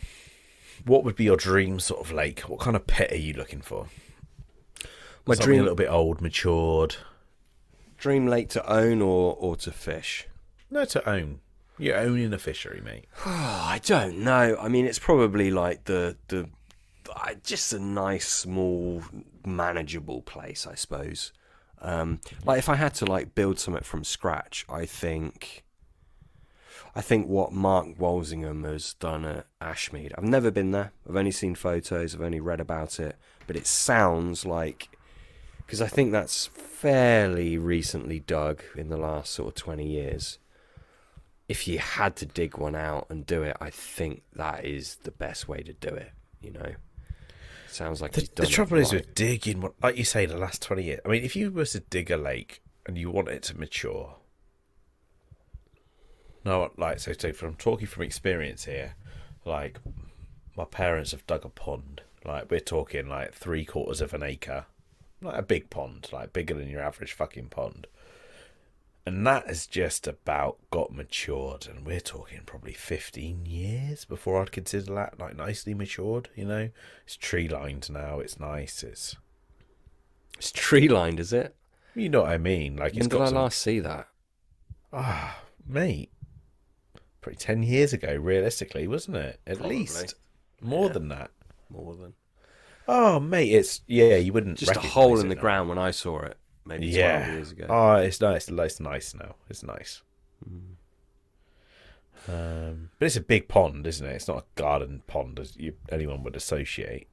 Just want to ask you a question. There's a few lakes on the water park. The Cotswold Water Park is a lovely place, but they're all, you know, they're gravel pits, so they're not ancient looking lakes. But there's some lovely lakes there. There really is. There's quite a lot that I would love to take the lease on. I mean, you don't even need to take a lease on, do you? You can lease the fishing rights, and it can, you know. There's different ways of doing it, isn't there? There's so much to factor in. So you could take a lease on. Say you get a 5-year lease to start with. So you get a 5-year lease. How much is it costing you to fence that lake? Well, if you're fencing, yeah, that's a definite cost. So I wouldn't consider taking a lake on without fencing it. Would you? I don't. A couple of years ago, I would have said no, but now I don't know. It depends where it is. Depends on the situation. It's a tough one, mate. It is a tough one. I couldn't do it. Like, mate, it's very rare I will walk around... No, I say it's very rare. I will not walk around a lake unless there's a fucking great otter fence around it, and I will not walk around a lake without looking for signs of predation. Will you? I look for signs of predation, but I would entertain fishing a lake without a fence. I'll be honest, there's a lake I really, really want to get a place on the syndicate next year. And that has not got a fence. It'll never have a fence. It just won't. It's just the nature of it. But I would fucking dearly love to catch some of those old carp. Really, really would. But how much of your motivation to fish that place is, I want to get some of those fish before it's too late? A lot of it. Yeah, exactly. It's sad, isn't it? That's a sad, sad reality that we're in. But it is. It's a real fucking world reality, like a problem that we have. It is, but I mean, what do you want to do? Like, that is the reality. No point moping around. But... Do what we can do. Fence the lakes that we can fence. But aside from that, it is what it is. It's fucking horrible. Let's try and remedy the situation as much as possible. If you could take on a lake, though, and you were going to, like, charge people for a ticket, I mean, you wouldn't take on a lake via a lease that you know you wouldn't have security of your stock, would you? Yeah, if you're charging people, you're right. Yeah, you'd need to have a fence on it. Or even if you're putting your own sort of money into that stock, you just wouldn't do it, would you? You'd want them to be protected. Yeah, I know what you mean. I know what you mean, mate. I do know what you mean. Anyway, I think this episode's getting long in the tooth, mate. Yeah. Tell you what, let's finish on a little bit of fun, right? So you're talking about what would be my ideal lake to lease and build a syndicate on. Dream lake to fish. Any era, it could be years gone by, it could be current time. Where would you love to fish, mate? Ooh. For me, ultimate lake, ultimate sort of era would be sort of back in the 80s, back in casing. I think that sort of first sort Cassian. Yeah, experience sort of, for the guys back then, it was out of this world, the idea of catching fish that big. And that pioneering thing, which I've never done, and I'll never pretend that I've sort of done. But for me, back then, the idea of going back and catching sort of 60-pound fish was just ridiculous and a dream. And that for me, yeah, I think that's sort of pretty epic. I'd like to have done that. Yeah. It does sound very exciting, doesn't it? It's just that it's the element of the unknown, I think, isn't it? It was beyond the unknown, wasn't it? It wasn't like we're just sort of, it was beyond the unknown. It was a different world, wasn't it? Like the whole experience back then, traveling to a different country for, I don't know, for some of these guys was months at a time for the unknown. Fishing regards and just everything from the culture to, they didn't know what they were getting themselves into, apart from a few rumours. Mate, it's just exciting, isn't it? I get it. Yeah, I must say, though, Cornwall, minus travelling overseas, obviously. Go on. Cornwall's got quite a few waters with a bit of unknown in, isn't it? Not allowed to fish them, but, they're there. Yeah, mate, I think wherever you go within the UK, there's going to be places with a little bit of unknown. Yeah, I think that it's more apparent in Cornwall, mate. Certainly than round me. See, I know you've said this before, but you've got to... I don't know, mate. I don't think so. I think there is around you, maybe. I don't think Cornwall's that... There's not that much unknown in Cornwall. I think the unknown that we knew it as even 10, 15 years ago isn't so unknown anymore. I mean, there's one place that tickles my fancy. There's a bit of two places, I'll say, actually, that tickle my fancy as a bit of unknown. But, I don't know. There's one that's about 15-minute drive from my parents.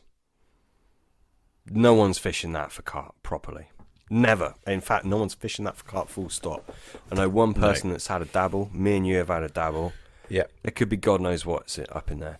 Head further up into Devon. There's that big, huge lake. No one knows what the fuck's in there. There's a lot of unknown, mate. Head a little bit down south. There's the other one. I'm not going to give too much away. There's quite a few, Pete, honestly. In Devon and Cornwall. Some, well, fair few of which we have had a dabble on. There is more of the unknown down in Cornwall than there is up here. I promise you that. You see, that's cool. I mean, that's exciting. There's 2 quarries. One. Well, okay. No, it's not 2 quarries. There's two waters sort of further down south I'd like to fish. There's a quarry down south we've spoken about before, mate, and I've had a couple of fish out of there, and I'd go back and like to catch the big one out of there. There's a legit sort of 30-pound common, which I believe is still swimming around, and there's a lot more fish in that lake to go at now than in the past, and there's one near there that I know of as well. It's got a few just uncaught fish, mate. A few sort of random surprise captures that no one's really fishing. I know about that as well. And there's another quarry that really interests me, mate.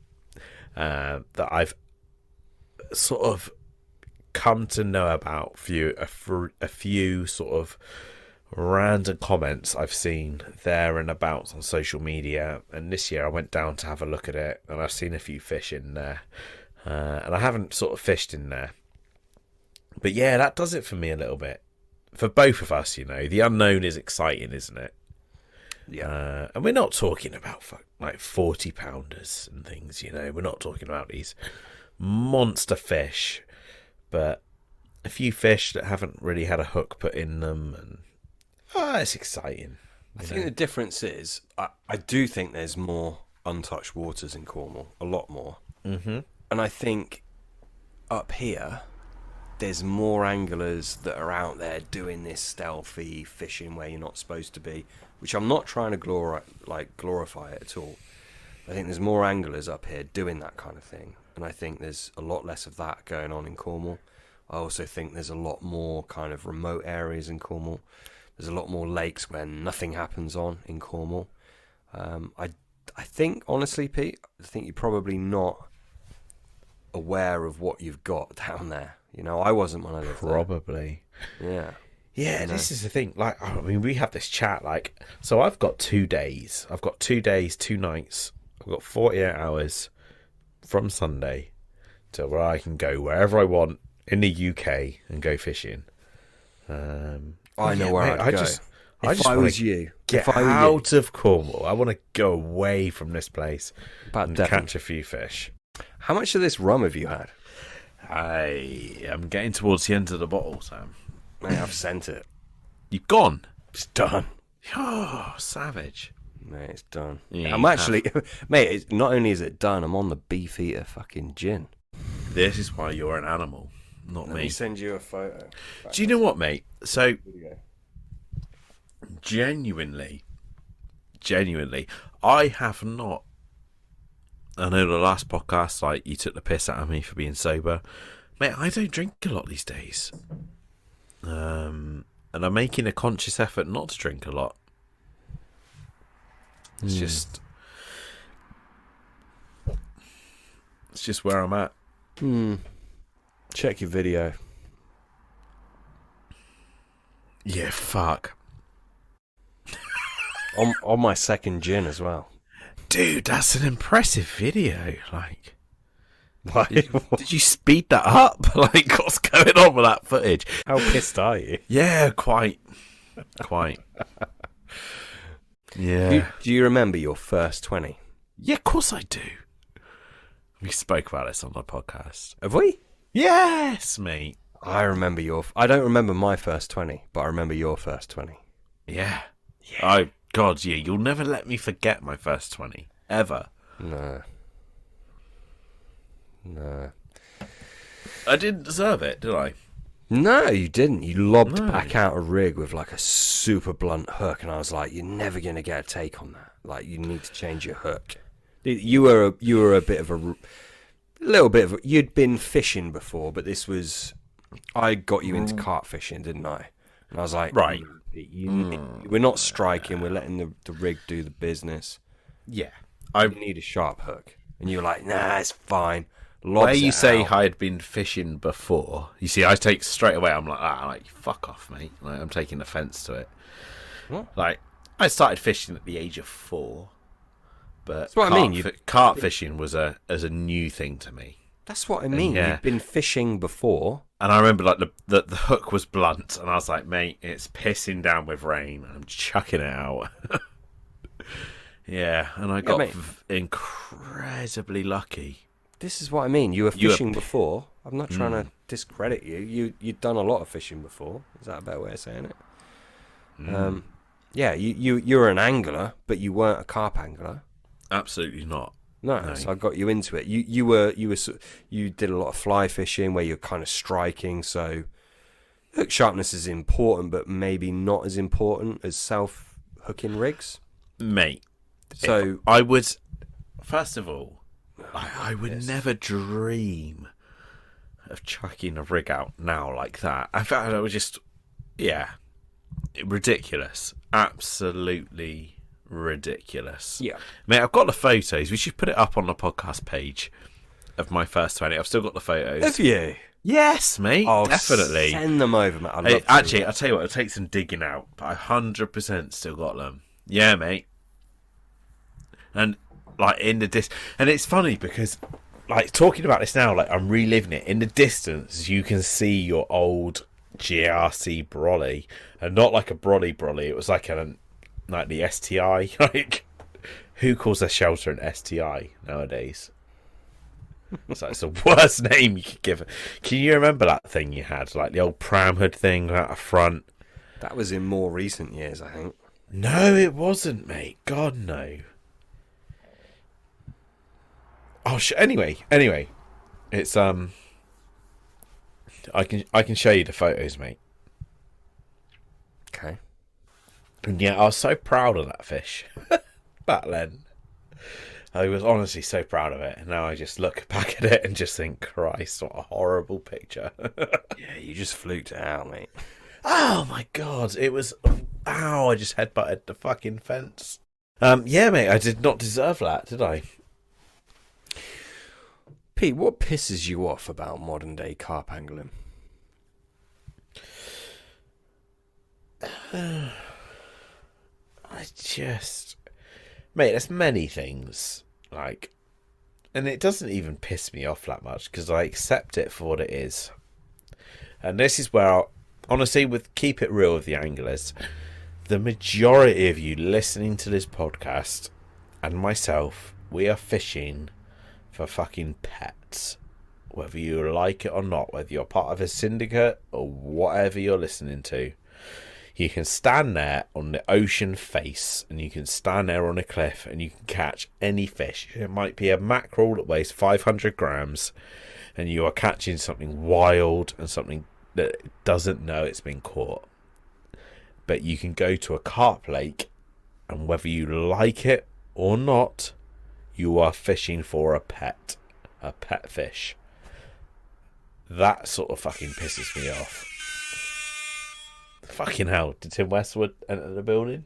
Truth bomb. It is, isn't it? That resonates with me, mate. That is a thing. That is. How does a that thing make you feel? How does that make you feel, mate? Does that bum you out? Does that make you not want to fish for these fish that have been caught God knows how many other times? No. Does for me. Mate, this is what drives... It does, and it doesn't. Because, actually, and you have to step back. Fucking step back from that moment. Do you know what I mean? And think, actually, you know what? Like, whether you like it or not, when you're playing that fish, mate, you get a bit of a kick from it. You do. You really fucking do. And so, like, I'm going to talk about, again, like, the Sandhurst fish. I don't know how many fish, or how many fucking fish, how many people have caught that fish before me. A lot. A lot of people have caught that fish.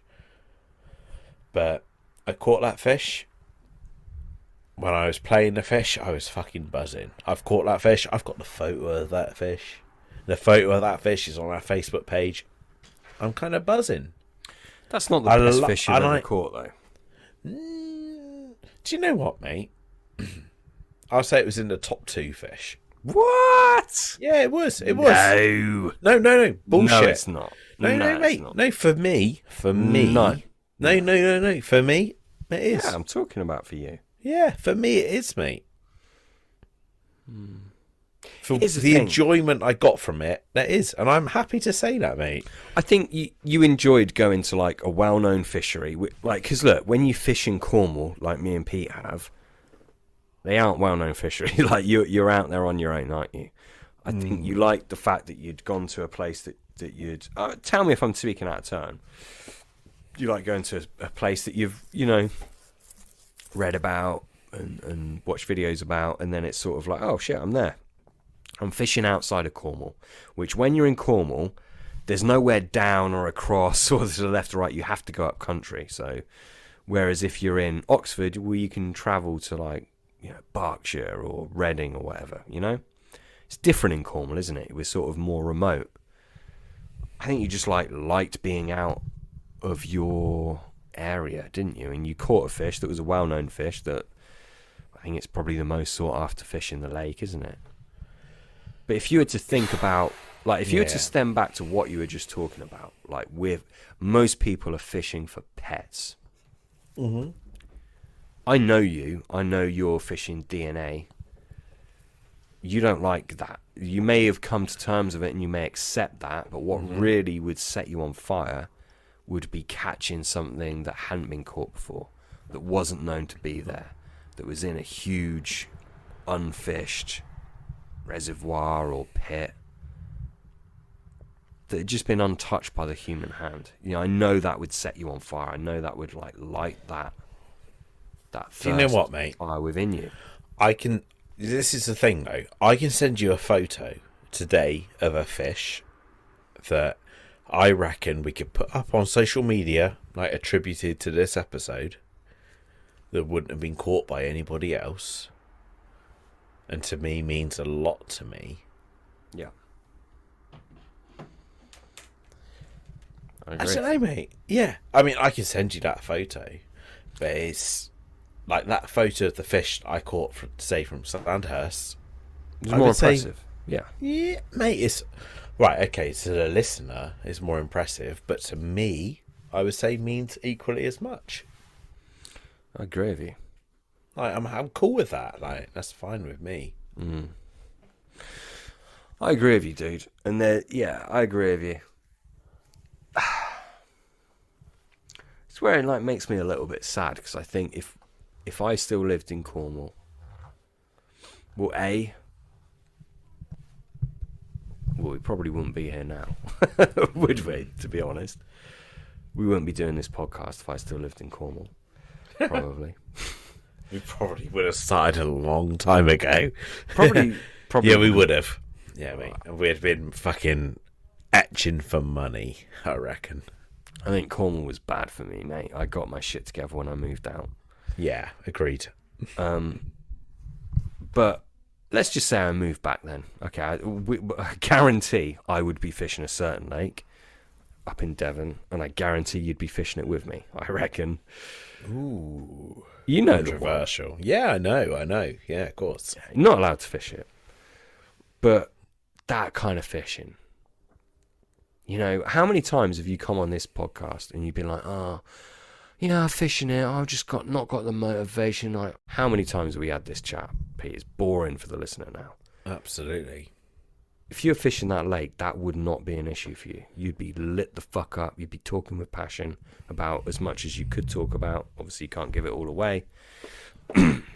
That's you, dude. That's your kind of fishing. It's my kind of fishing as well.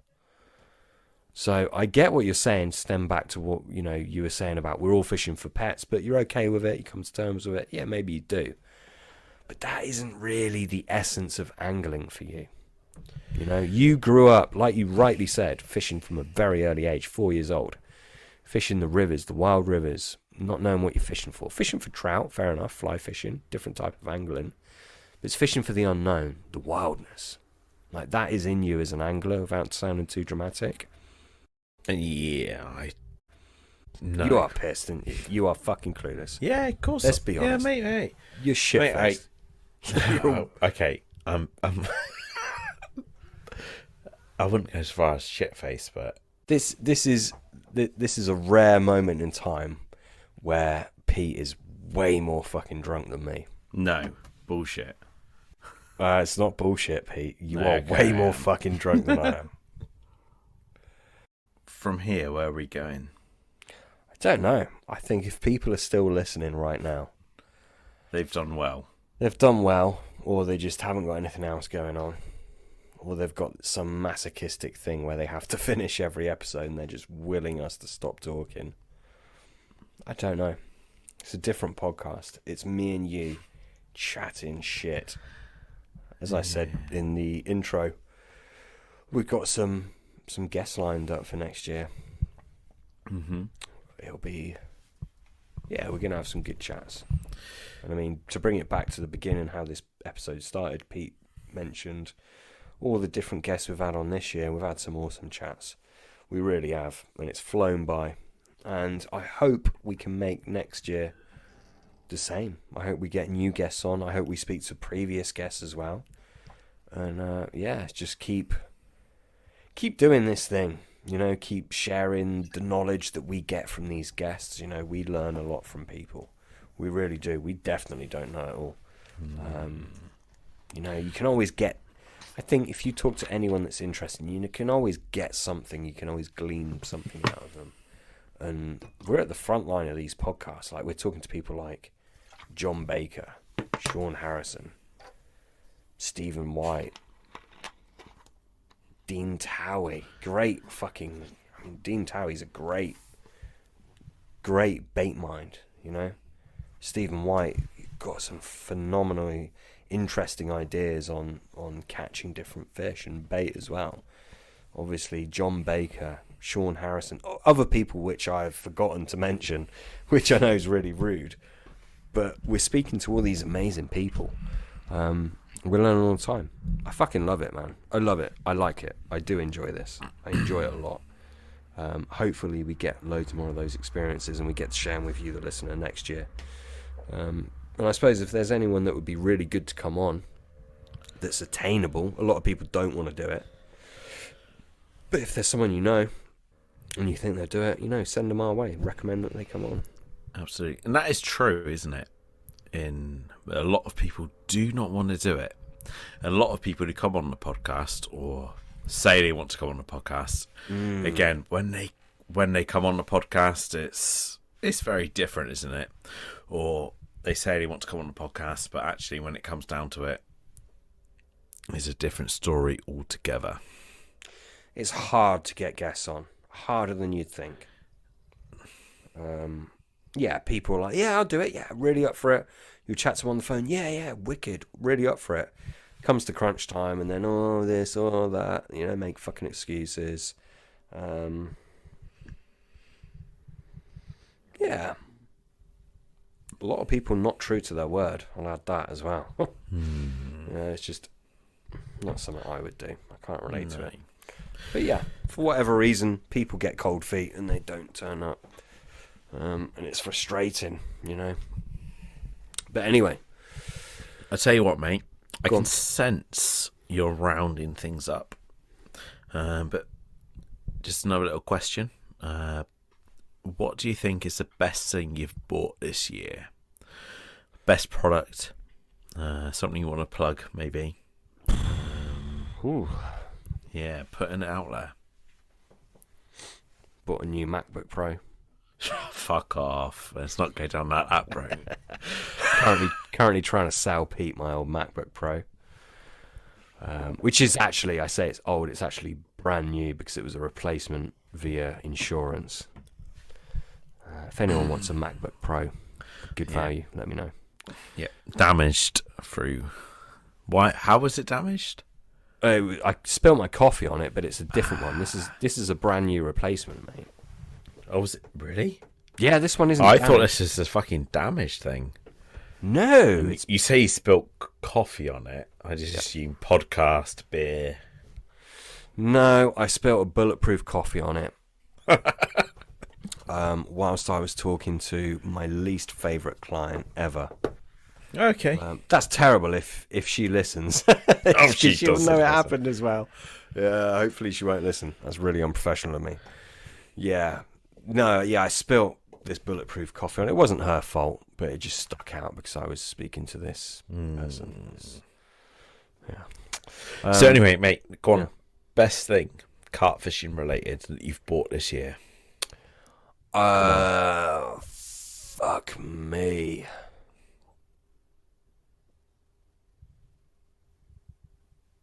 Kenny Gates bait. Fuck off. Mate, you will not publish that. Of course I will. Probably Yes. is. It sounds like What? I'm sponsored by him. I'm not sponsored by him. Yeah, no, you're not. I Go on. buy my fucking bait. You really genuinely rate that, don't you?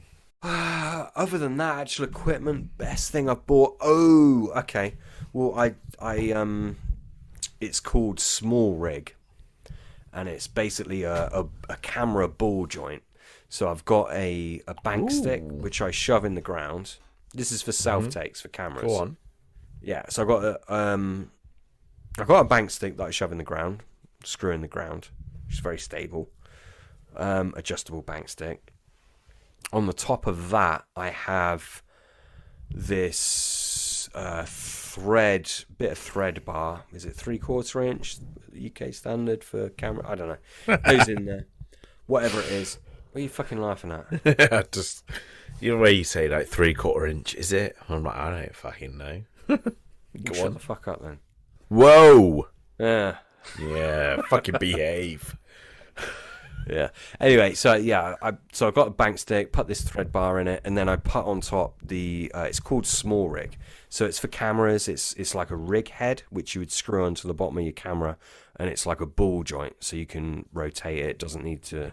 It means that you don't need your bank stick on like a flat ground. This isn't sold for fishing. This is sold for just general camera work. Dude, I'm going to stop you. Go on. So, our social, I remember you had like something, you had like your ball joint like screwed onto, but it wasn't perfect for a self take. So, I'm guessing you've upgraded. Why wasn't it perfect? What was that? Oh, it didn't fit. I remember you fucking like screwing this shit on like it was cross threaded. Maybe it's not 3/4 inch though. I don't know, mate. I You can't don't remember. Mate, Basically, you I've got like you were struggling. Oh, I know what it is. Okay, I go tell on. you what it is. Yes, you're right. You are right. That was when I was using the bar, which I think is 3/4 inch, but I might be wrong. Now what I've got, so fucking forget what I've just told you. I've got a bank stick. I've got one of those. They made by Gardner. It's this adapter where basically you screw one end into your bank stick, which is the right size for that, and the other end screws into the bottom of your camera. Okay, but instead of screwing into the bottom of your camera, I've screwed it into the bottom of the Small Rig ball joint. Okay. And then that Small Rig ball joint has got a plate on which is attached to my camera, so I can just bang that on quick. Right. And all of a sudden, I've got my camera on So there, you're- nice and sturdy, on a ball joint, so it's all level. So your ball joint is good quality, yeah? Yes, it's the company is called Small Rig. It's not made for fishing. Okay. It's made for camera work. It's about 25 quid from Amazon. Buy it. So I remember at the time, because I've got like a Gardner attachment that you just screw into your camera. Yeah, or whatever. you need that. Okay, yeah. But at the time, I remember you saying like, nah, the Gardner, because I think Gardner or another tackle company do like a little ball joint. Oh, that is- fuck that. That's too weak. That's Yeah, I remember you saying to me like, fucking hell, like this isn't good enough. And I'm thinking like, we know what me and you are like I'm tight, you're not so tight. Do you know what I mean? But the Gardner attachment itself is just the thread. Is that right? Yeah. So I don't even what's think it's Gardner. I think it's like £3 off eBay. Yeah, Gardner sell it.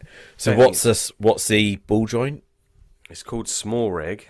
Right, Small And that Rig att- ball joint. Yeah. and that attaches to the Gardner thread. Is that right? Well, it's the underside of it is the same thread size as the underside of your camera. Okay.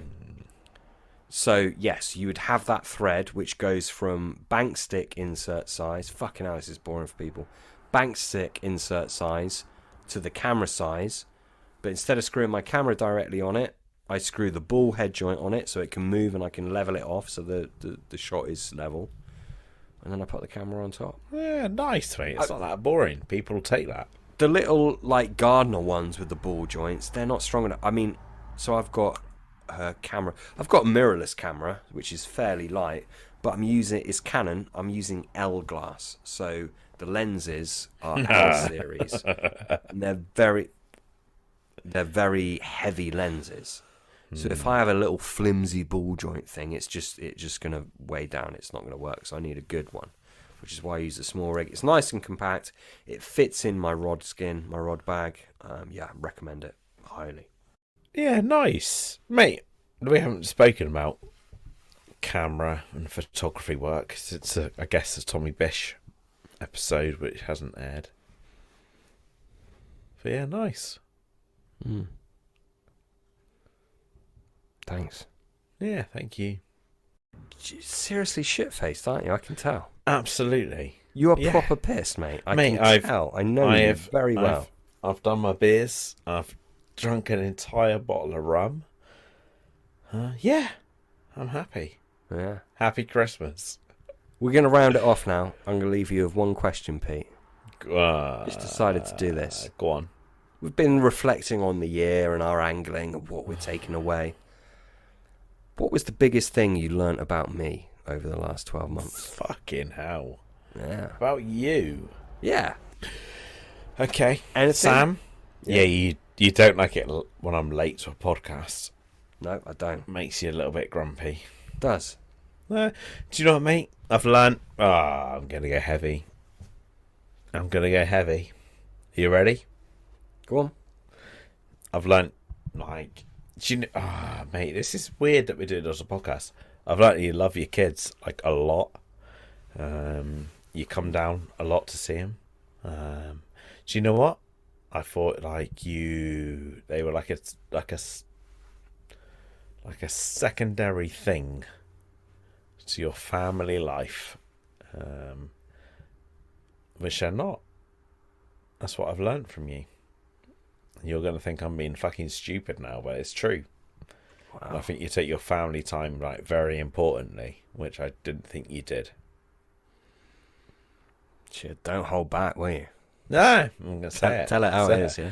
Mate, no, seriously. No, I think you fucking really prioritise them. I do. Yeah, I do prioritise my kids, but I think maybe when I was a lot younger, my kids are older than Pete's kids. From a previous life I used to live. I think the older I get, the more I'm aware of their life, and the more I'm aware of my own. You know, I'm just more aware. I'm more aware of what's important, and those children are fucking important to me. And I'm definitely not perfect. I'm far from it. You know, definitely not going to win Dad of the Year award, but I'm fucking trying. You know, and I wanna be as good as I can do for him. Mate, you're a fucking good dad. You are, honestly. You are. No, I'm not. I'm trying. When I'm there, I'm sure I'm a good dad, and I'm sure they think I'm a very fun dad. But that's not the be all and end all, is it? I'm trying. I'm doing my best. Kill it. End. There we go. Guys, if you've lasted this long, thank you for listening. This is it. This is the Drunken Christmas episode. I think we're done, aren't we, Pete? Anything else you want to add, or do you want to say goodnight? Good night. Good night.